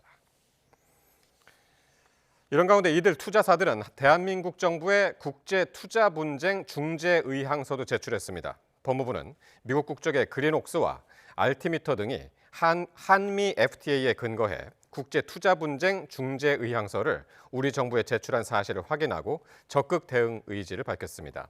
이어 청구인들은 중재의향서에서 지난해 쿠팡의 개인정보 유출 사태 이후 국회와 행정부가 전방위로 쿠팡을 겨냥해 진상조사 등 각종 행정처분과 위협적인 발언을 했다고 지적했다고 설명했습니다. 또 이는 한미 FTA의 공정, 공평 대우 의무, 내국민 대우 의무와 최혜국 대우 의무, 포괄적 보호 의무, 수용 금지 의무를 위반한 것이고 이와 관련해서 수십억 달러 손해가 발생했다고 주장했다고 덧붙였습니다. 정부는 향후 국제투자분쟁 대응단을 중심으로 관련 기관과 합동 대응 체계를 수립해 법률적 쟁점을 면밀히 검토하고 관련 정보를 공개하는 등 적극 대응하겠다는 입장입니다. 이재명 대통령이 악질적인 초국가 범죄를 끝까지 추적해 뿌리를 뽑겠다고 강조했습니다. 청와대는 캄보디아에서 우리 국민을 상대로 범죄를 저지른 이 한국 국적 피의자들이 내일 역대 최대 규모로 송환될 거라고 밝혔습니다. 홍민기 기자가 보도합니다. 청와대 참모진 회의를 주재한 이재명 대통령. 초국가 범죄가 외교 분쟁까지도 불러오는 악질적인 범죄라며 엄단 의지를 밝혔습니다. 국민의 안전을 위협하고 민생을 파괴하는 초국가 범죄를 국내외를 불문하고 반드시 처벌된다는 점을 확실히 보여줄 수 있게 조치해 주시기 바랍니다. 청와대도 브리핑을 열고 이 대통령 지시로 지난해 출범한 초국가 범죄 특별대응 TF가 한국 국적 피의자 73명을 송환한다고 밝혔습니다. 지난해 10월 첫 강제 송환된 피의자 64명보다 많은 역대 최대 규모입니다. 코리아 전담반, 국정원, 현지 경찰 등 수사팀이 장기간에 걸친 추적 끝에 거둔 성과입니다. 이들의 범죄로 피해를 본 국민은 800여 명, 피해 금액은 486억 원에 달하는데 이 가운데엔 연애를 빙자한 사기로 모두 120억 원을 뜯어낸 부부 사기단도 포함됐습니다. 총책인 남편 강모 씨는 아내와 함께 성형수술로 외모를 고치며 도피한 끝에 지난해 첫 송환 명단에는 빠져 있었습니다. 그래서 가고 싶어도 갈 수 있는 상황이죠. 아니기도 하고요. 제가 일단은 제 와이프와도 만나서 얘기를 해보고. 이 밖에 미성년자 대상 성범죄를 저지르고 캄보디아로 도주하거나 투자 전문가로 속여 사회초년생 등에게 100억 원대 사기를 친 피의자들도 현지에서 모두 검거됐습니다. 이들은 정부가 마련한 전용기에 탑승하는 즉시 체포돼 내일 오전 인천국제공항에 도착할 예정입니다. 경찰 등 수사기관은 이들을 상대로 정확한 범행 사실과 공범 여부 등을 강도 높게 수사할 방침입니다. 청와대는 열흘 전에도 캄보디아 내 성착취 사기 조직원 20여 명 검거 사실을 직접 발표하는 등 초고가 범죄에 엄정 대응하겠다는 의지를 거듭 강조하고 있습니다. YTN 홍민기입니다. 캄보디아가 천즈 프린스그룹 회장을 체포해 중국으로 송환하는 등 대대적인 단속에 나서면서 이 범죄 단지에서 일하던 인력이 대규모로 탈출하고 있습니다.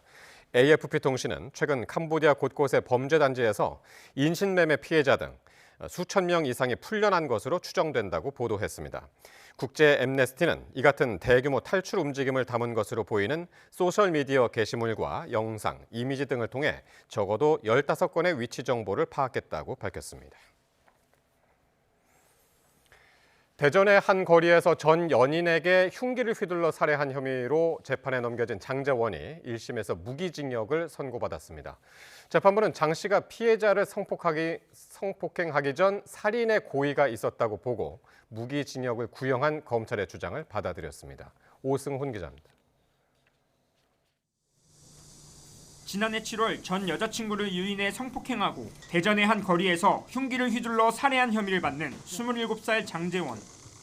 법원은 1심에서 장 씨에게 무기징역을 선고하고 위치 추적 전자장치 부착 30년을 명령했습니다. 이어 신상 정보 공개 10년과 아동 청소년, 장애인 관련 기관 취업 제한 10년도 명령했습니다. 그동안 장 씨 측은 성폭행과 살인의 범행 시간이 5시간가량 차이가 나고 범행 시간도 다르다고 주장해왔습니다. 형량을 낮추기 위해 강간죄와 살인죄를 따로 분리해 적용해달라는 의미였지만 법원은 받아들이지 않았습니다. 재판부는 범행 시간과 장소가 다르다고 하더라도 성폭행 당시에 이미 살인의 고의가 있었던 것으로 보인다며 독립된 살인으로 볼 수 없다고 양형 이유를 설명했습니다. 이어 피해자가 느꼈을 공포를 가늠하기 어렵고 유족들은 평생 치유할 수 없는 고통 속에 살아가게 됐다며 엄벌이 불가피하다고 덧붙였습니다. 앞서 검찰은 피해자를 성폭행하고 계획적으로 유인해 살해하는 등 죄질이 매우 불량하다며 장 씨에게 강간 등 살인 혐의를 적용해 무기징역을 구형했습니다. 장 씨는 무기징역을 선고받자 법정에서 곧바로 나가려고 하는 등 난동을 일으켜 교도관으로부터 제지를 당했습니다. 피해자 유족 측은 선고 이후 취재진을 만나 재판부가 장 씨에게 현 상황에서 받을 수 있는 최대 형량을 선고해줘서 고맙다고 말했습니다. 장 씨는 선고에 앞서 수십 차례에 걸쳐 반성문을 제출하는 등 선처를 호소하기도 했지만 재판부는 생명을 침해한 범죄에 대한 대가를 치러야 한다며 장 씨에게 중형을 선고했습니다. YTN 오승훈입니다. 지난해 6월 YTN이 보도한 전국 학력평가 정답 사전 유출과 관련해서 경찰이 현직 교사 등 40여 명을 적발해 검찰로 송치했습니다. 경찰 조사 결과 지난 2019년부터 6년 동안 치러진 13번의 수능 모의평가 모두 문제가 유출된 것으로 확인됐습니다. 유서현 기자입니다. 수백 명이 모인 SNS 오픈 채팅방에 2026년도 6월 평가원 수학영역 시험지 파일이 공유됩니다. 파일이 올라온 시각은 오전 10시 56분쯤 학생들이 아직 한창 시험을 치고 있을 시간입니다. 2,600여 명이 모인 또 다른 단톡방에서도 비슷한 파일이 공유됐는데 이 파일 안에는 시험이 채 시작도 되지 않은 영어 영역 정답이 포함되어 있기도 했습니다. 지난해 6월 YTN 단독 보도 이후 경찰은 수사에 착수했고 7개월여에 걸친 수사 끝에 현직 고등학교 교사와 대형학원 강사 등 모두 46명을 송치했습니다. 이들은 2019년 6월부터 지난해 6월까지 흔히 6평, 9평으로 불리는 수능 모의평가 문제지를 시험 종료 전에 미리 빼내 공유한 혐의를 받습니다. 경찰 조사 결과 6년 동안 치러진 13번의 수능 모의평가 모두 유출이 있었습니다. 범행 이유는 학원 수업 자료로 활용하기 위해서였는데 일부는 학생들에게 배포하고 남은 여분의 문제지를 빼돌린 거로 드러났습니다. 또 2명은 아예 봉인된 문제지와 정답지 봉투를 몰래 열고 유출한 거로 확인됐습니다.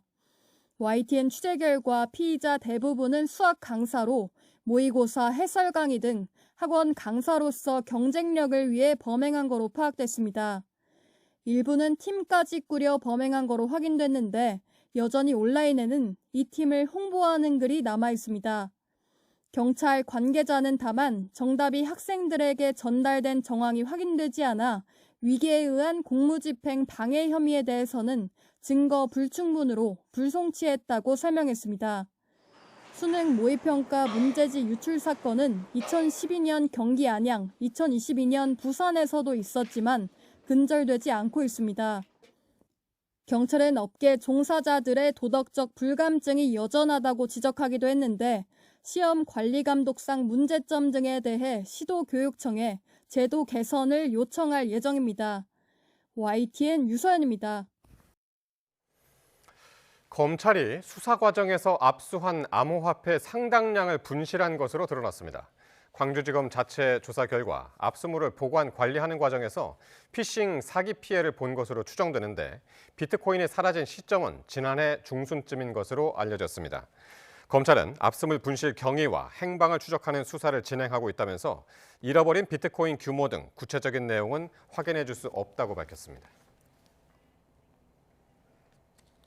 가수 겸 배우 차은우 씨에게 무려 200억 원대라는 천문학적인 세금 추징 소식이 전해졌습니다. 단순 실수가 아니라 가족 회사를 이용해 소득을 빼돌렸다는 건데요. 차 씨 외에도 연예계에서는 가족법인 1인 기획사의 꼼수 탈세 논란이 이어져 왔습니다. 함께 보시죠. 국세청은 차은우 씨 수익의 상당 부분이 소속사가 아닌 차 씨의 어머니가 대표로 있는 제3의 법인으로 들어간 사실을 포착했습니다. 페이퍼 컴퍼니와 다름없는 이 법인으로 돈을 담는 그릇을 바꿨다는 겁니다. 개인이 고수익을 올릴 경우 이렇게 세금은 지방세를 포함해 최고 49.5%에 달하게 됩니다. 예를 들어 100억을 벌었다면 거의 50억 원을 내야 하는 거죠. 하지만 법인 매출로 잡으면 약 20% 수준으로 뚝 떨어집니다. 이 차익을 노리고 소득의 귀속처를 바꾼 이른바 지능형 탈세 혐의라는 겁니다. 지난해 4월 배우 이한희 씨도 이와 유사하게 본인의 소득을 가족이 운영하는 법인 계좌로 받게 했다가 국세청으로부터 약 60억 원을 추징받았죠. 비슷한 시기 배우 유연석 씨도 1인 기획사를 설립하는 과정에서 신고 누락, 사적 유용 등으로 약 30억 원을 추징받았습니다. 이처럼 가족법인이나 1인 기획사를 이용해 세금을 벌었다는 의혹, 연예계에서 어제 오늘 일은 아닙니다. 그러나 차 씨처럼 아예 들어오는 수입에 물줄기를 돌렸다는 점은 더 과감하고 구조적이라는 평가입니다. 차은우 씨의 소속사인 판타지오 측은 해당 법인과의 계약은 정당한 매니지먼트 활동의 일환이라며 앞으로 불복 절차를 통해 적극적으로 소명하겠다는 입장을 냈습니다. 여기에 공교롭게도 차은우 씨가 지난해 세무조사 결과를 통보받은 직후 군에 입대했다는 사실이 알려지면서 여론은 일단 싸늘한 분위기입니다. 대중의 사랑으로 걸어다니는 중소기업이 된 스타들, 인기의 무게만큼이나 무거운 납세 의무를 잊었다는 지적이 나옵니다. 자, 설악산에 이런 다리 보셨나요? 최근 온라인에 AI 등으로 제작된 영상을 어렵지 않게 접할 수 있죠. 그런데 일부가 마치 사실처럼 확산하며 한바탕 소동이 벌어지기도 했습니다. 바로 이 설악산 유리 다리입니다. 화면 함께 보시죠. 다른 나라는 절대 못 만든다. 삼성전자가 만들었다는 유리길이라는 설명으로 시작하는 영상의 일부입니다. 지난달 7일 올라온 이 영상 속 사람들은 가파른 골짜기 사이에 이렇게 유리로 된 바닥 위에서 풍경을 즐기고 있습니다. 자, 이건 또 지난해 10월에 올라온 다른 영상인데요. 세계에서 가장 위험한 다리라며 마치 구름 위를 걷는 듯하고 설악산을 가로질러 세워졌다고 설명합니다. 근데 긴 다리를 지탱하는 기둥도 보이지 않죠? 좀 이질적인 느낌이 듭니다. 여기서 반전이 있습니다. 역시나 모두 AI를 이용해 제작한 가짜 영상입니다. 이런 설악산 관련 가짜 영상, 오늘 오전 기준으로 조회수 기준 각각 433만 회, 또 263만 회를 기록하고 많은 누리꾼들을 속이며 온라인에서 확산했습니다.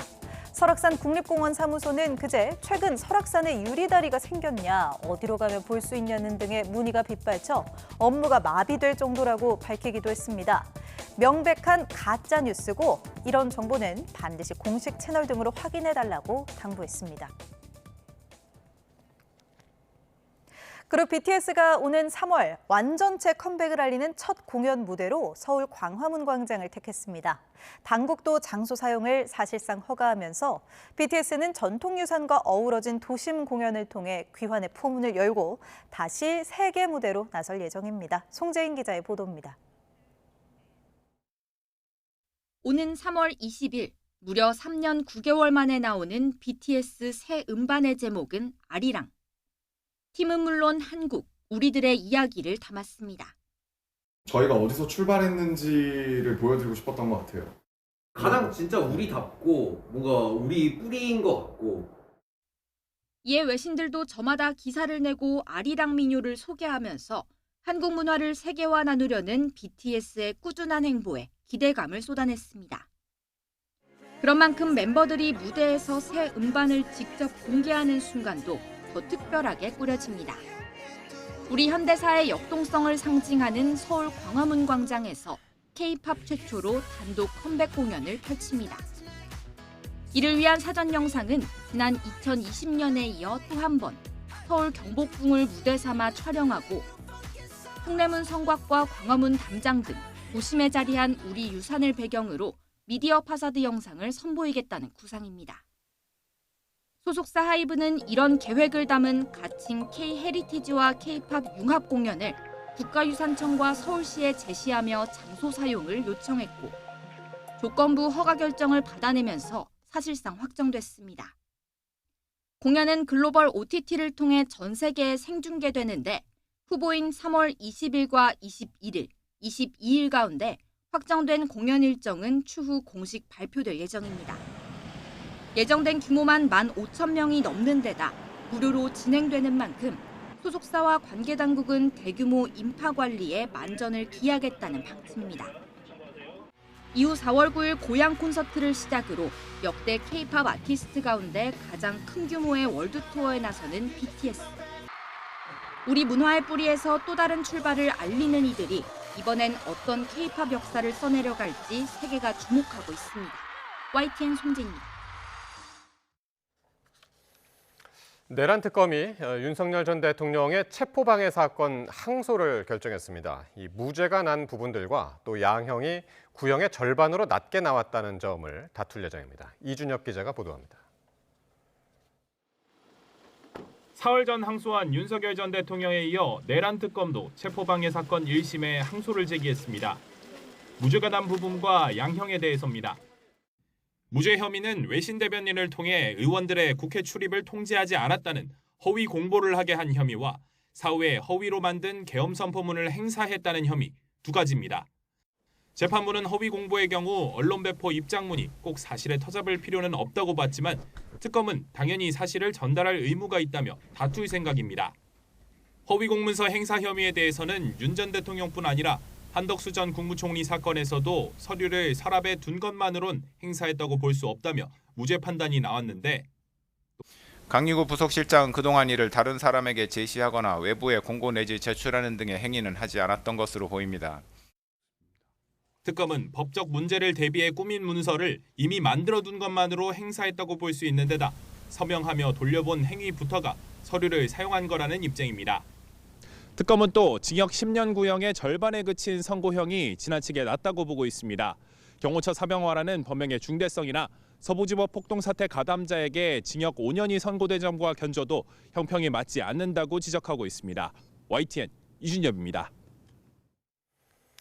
한덕수 전 국무총리에 이어서 다음 달에는 이상민 전 행정안전부 장관의 선고가 예정돼 있습니다. 한 전 총리가 중형을 선고받으면서 내란에 가담한 혐의를 받는 다른 국무위원들에 대한 이 법원의 판단에도 관심이 쏠리고 있습니다. 안동준 기자입니다. 한덕수 전 국무총리에게 징역 23년을 선고한 1심 재판부는 판결문에서 이상민 전 행정안전부 장관을 모두 170여 차례 언급했습니다. 재판부가 내란 중요 임무 종사 혐의에 해당한다고 판단한 한 전 총리의 행위에는 이 전 장관과 언론사 단전 단수 이행 방안을 논의한 부분이 포함됐습니다. 나아가 재판부는 이 전 장관이 이런 지시를 경찰청과 소방청에 전달했다고 봤습니다. 그에 따라 이상민은 포고령 발령 후 조지호 호석군에게 전화하여 그 지시를 이행하였고 그 다음 날 그 지시 이행 여부를 확인하였습니다.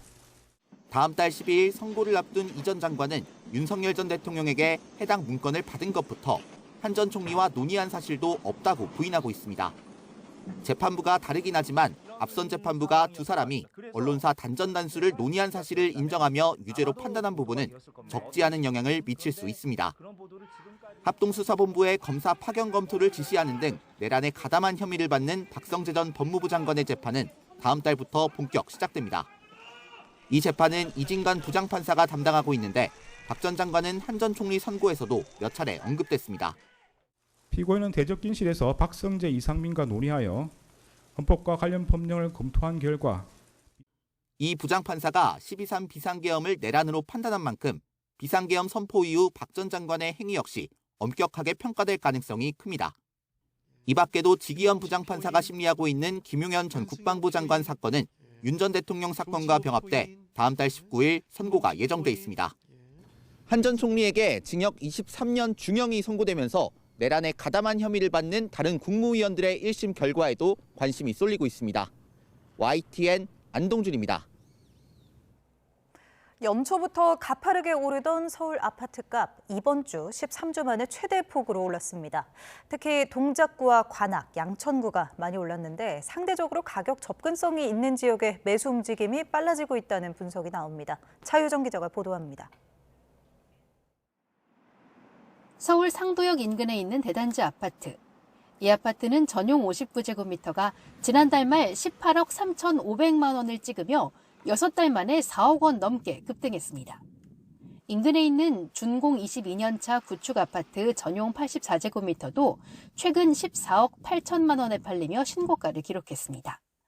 구축, 신축할 것 없이 전부 다 호가 자체가 새로 나오는 것들은 최고가로 호가 나오고 그래도 문의 오시고 매수하시겠다고 하시는데 이번 주 서울 아파트 값이 0.29% 오르며 2주 연속 상승폭을 키운 가운데 동작구와 양천, 관악구의 오름폭이 두드러졌습니다.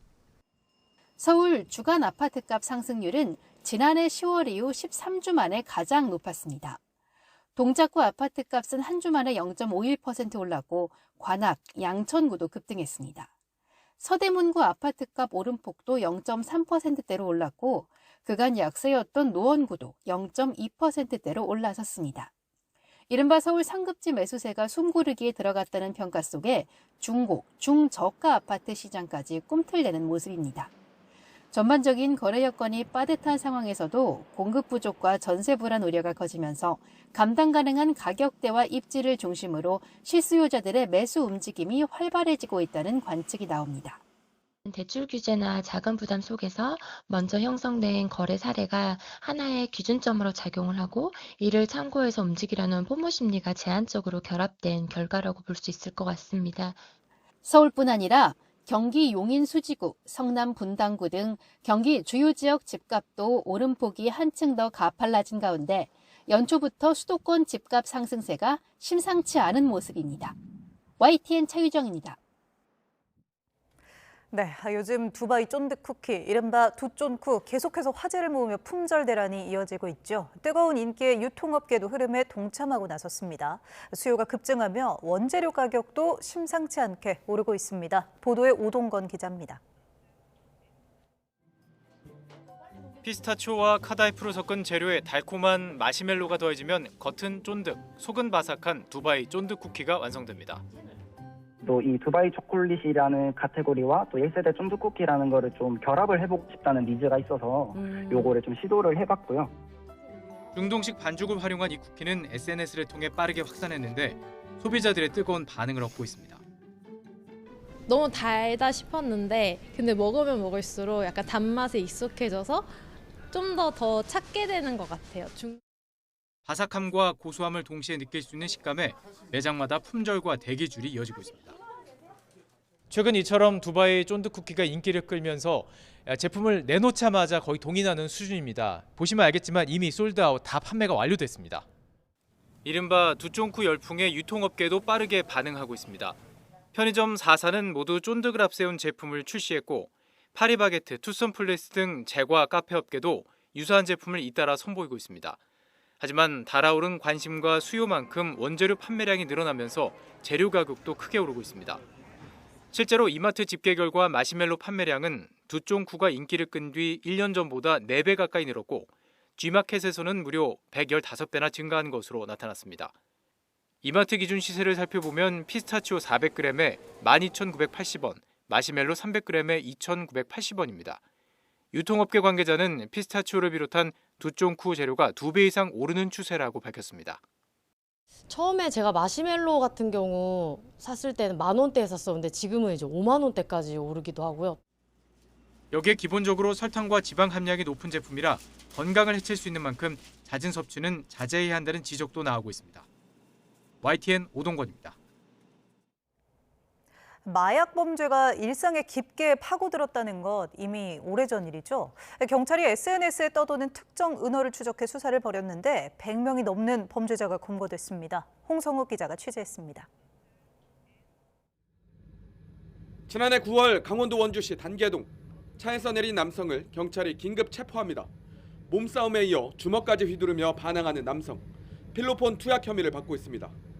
지난해 강원경찰청 마약수사팀이 집중 수사를 벌인 결과 마약 유통과 판매에 가담한 조직원 54명과 투약자 77명 등 모두 131명을 검거했습니다.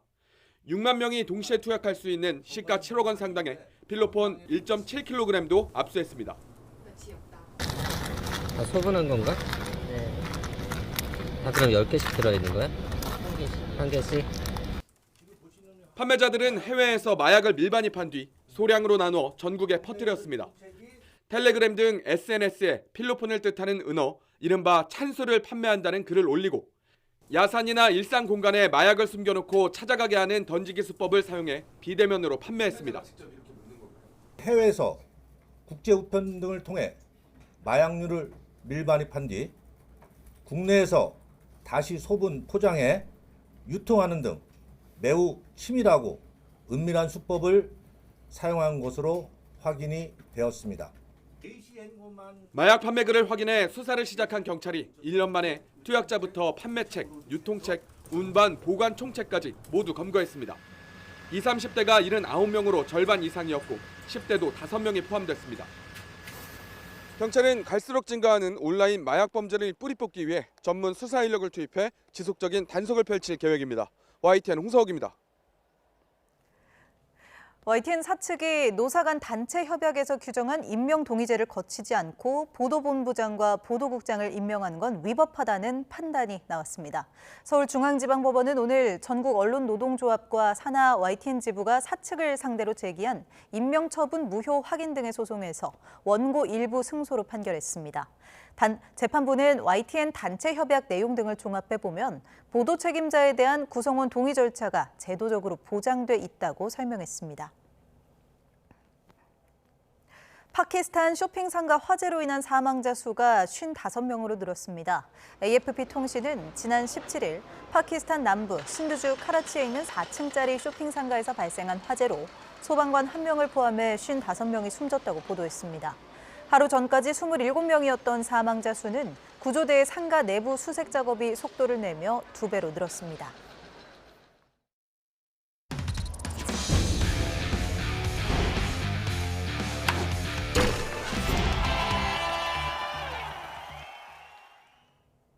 홍명보 감독이 이끄는 축구대표팀의 북중미 월드컵 베이스캠프가 조별리그 2경기가 열리는 과달라하라로 확정됐습니다. 이동거리도 짧고 경기장과 환경도 비슷해 현지 적응에 큰 도움이 될 전망입니다. 보도에 양시창 기자입니다. 유럽 플레이오프 승자와의 조별리그 첫 경기와 개최국 멕시코와 맞붙는 두 번째 경기까지 멕시코 과달라하라의 아크론 경기장에서 치르는 홍명보호의 북중미 월드컵 베이스 캠프가 과달라하라 경기장 인근으로 확정됐습니다. 축구 대표팀이 전문가 의견을 수렴해 낙점한 1순위 후보지를 피파가 그대로 승인했습니다. 훈련 장소는 멕시코의 명문 클럽 데포르티보의 훈련장 치바스 베르데 바예로 경기장과 불과 5km 정도 떨어져 있어 차로 10분이면 닿을 수 있습니다. 무엇보다 아크론 경기장과 해발 고도가 비슷하고 잔디 품종도 같아 현지 적응에 최적의 장소입니다. 대표팀 관계자는 훈련장 잔디 상태도 좋고 헬스 시설과 라커룸도 모두 만족스러웠다면서 아크론 경기장에 대해 많은 정보를 얻을 수 있는 장소로 판단했다고 설명했습니다. 선수들이 머물 숙소도 경기장과 훈련장에서 차로 20분 이내에 도착할 수 있는 5성급 호텔로 정했습니다. 선수들의 현지 적응과 회복을 최우선순위로 정한 홍명보 감독이 만족할 만한 결과입니다. 가장 중요한 거는 우리 선수들이 얼마만큼 이런 훈련이나 또 회복 이런 거를 잘 할 수 있는 숙소의 컨디션 그거 역시 굉장히 저희들이 중요한 요소로 생각하고 축구대표팀은 베이스캠프에 입성하기 전 훈련을 펼칠 사전 베이스캠프 장소도 조만간 결정해 월드컵 준비 일정을 확정할 계획입니다. YTN 양시창입니다. 어느새 보름 앞으로 다가온 밀라노 코르티나 단페초 동계올림픽에 나서는 우리나라 국가대표 선수단이 결단식을 갖고 결의를 다졌습니다. 다음 달 7일부터 17일 동안 열리는 25번째 동계올림픽에 71명의 선수단을 파견한 우리나라는 종합순위 10위 안에 드는 것으로 목표로 경쟁을 펼칩니다. 선수들의 각오 들어보겠습니다. 올림픽 얼마 안 남았는데 아직 실감이 안 났었는데 오늘 진짜 결단식 오니까 실감이 나는 것 같아서 좀 기대도 되고 설레기도 하는데 저희 준비한 만큼 열심히 하겠습니다. 연습한 대로 그냥 후회 없이 결과에 상관없이 후회 없이 잘하고 나오자 말해주고 싶어요. 2024 시즌 통합 우승에서 지난해 8위. 천당과 지옥을 오간 프로야구 기아가 전지훈련을 떠나며 시즌을 시작합니다. 이범호 감독이 성적 반등을 위해 가장 강조한 건 수비였습니다. 이경재 기자입니다. 리그 최고 선수였던 김도영을 시작으로 나성범과 김선빈, 윤영철과 곽도기 등 투타할 것 없이 주축 선수들이 줄줄이 부상을 당하며 우승에서 8위로 수직 낙하한 기아. 스토브리그에선 리드오프와 4번 타자를 한꺼번에 잃었습니다. 새 시즌을 맞아 기아가 정한 1차 전직 훈련지는 몇 해 동안 찾았던 미국 서부가 아닌 일본 규슈와 오키나와 사이에 있는 야마미오시마. 이 외딴 섬에서 가장 중점을 두는 건 타격도 마운드가 아닌 수비입니다. 공격력도 공격력이지만 수비에서 최소화할 수 있는 그런 수비를 보여줄 수 있는 게 올 시즌에 저희 팀의 키포인트가 아닐까, 거기에 집중해서 잘 준비하도록 하겠습니다. 실제로 기아는 지난 2년 동안 리그에서 가장 많은 실책을 기록했습니다. 박찬호의 빈자리가 커 보이는데 기아는 호주 대표팀 출신의 아시아 쿼터 데일에게 유격수를 맡기고 김도영의 유격수 변신도 준비할 계획입니다. As long as I make sure I work hard every single day and do the practice every single day, if you put in the work, I believe that you'll get lucky and have a good season. 홈런 35개를 때린 위즈덤 대신엔 내외야 수비가 모두 가능한 카스트로를 뽑았습니다. 일단은 좌익수지만 어떤 자리도 자신 있습니다. Jugando segunda base, me siento bien jugando segunda base. Me siento muy bien jugando todas las posiciones. Mi preferida es segunda base y center field. pero me siento muy bien jugando todas las posiciones. 남은 FA 투수들을 폭풍 영입하며 불펜을 보강한 기아. 염원대로 탄탄한 수비까지 갖추신다면 올해는 지난해와는 다른 의미에서 예상을 깨트리는 성적을 기대할 수 있습니다. YTN 이경재입니다. 프로배구 우리카드의 박철우 감독 대행이 현역 시절 전성기를 보낸 삼성화재와의 첫 경기에서 완승했습니다. 우리카드는 고준용 대행이 이끄는 삼성화재와의 원정 경기에서 세트 점수 3대 0으로 승리했습니다. 우리카드의 승점은 20%, 여전히 6위에 머물렀습니다. 여자부 경기에서는 한국도로공사가 IBK 기업은행에 세트 점수 3대 1로 역전승을 거뒀습니다. 1위 도로공사는 2위 현대건설과의 승점 차를 10으로 벌리며 올스타 휴식기를 맞이하게 됐고 지난 시즌부터 이어온 홈경기 연승 기록도 15승으로 늘렸습니다.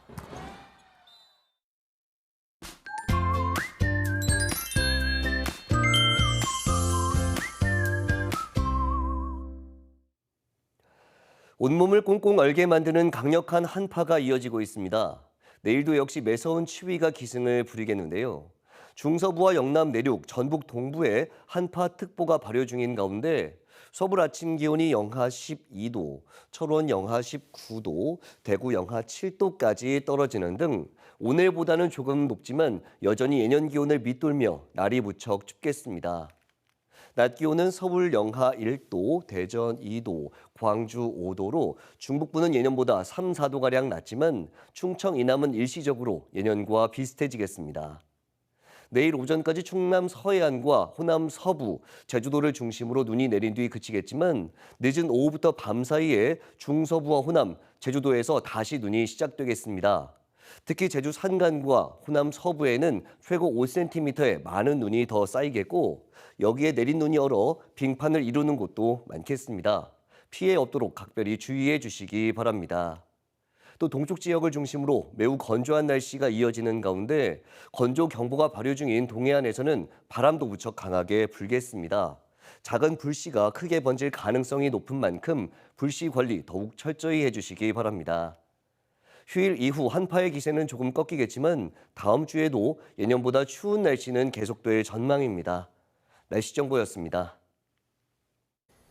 목요일 뉴스나이트 마칩니다. 시청해주신 여러분 고맙습니다.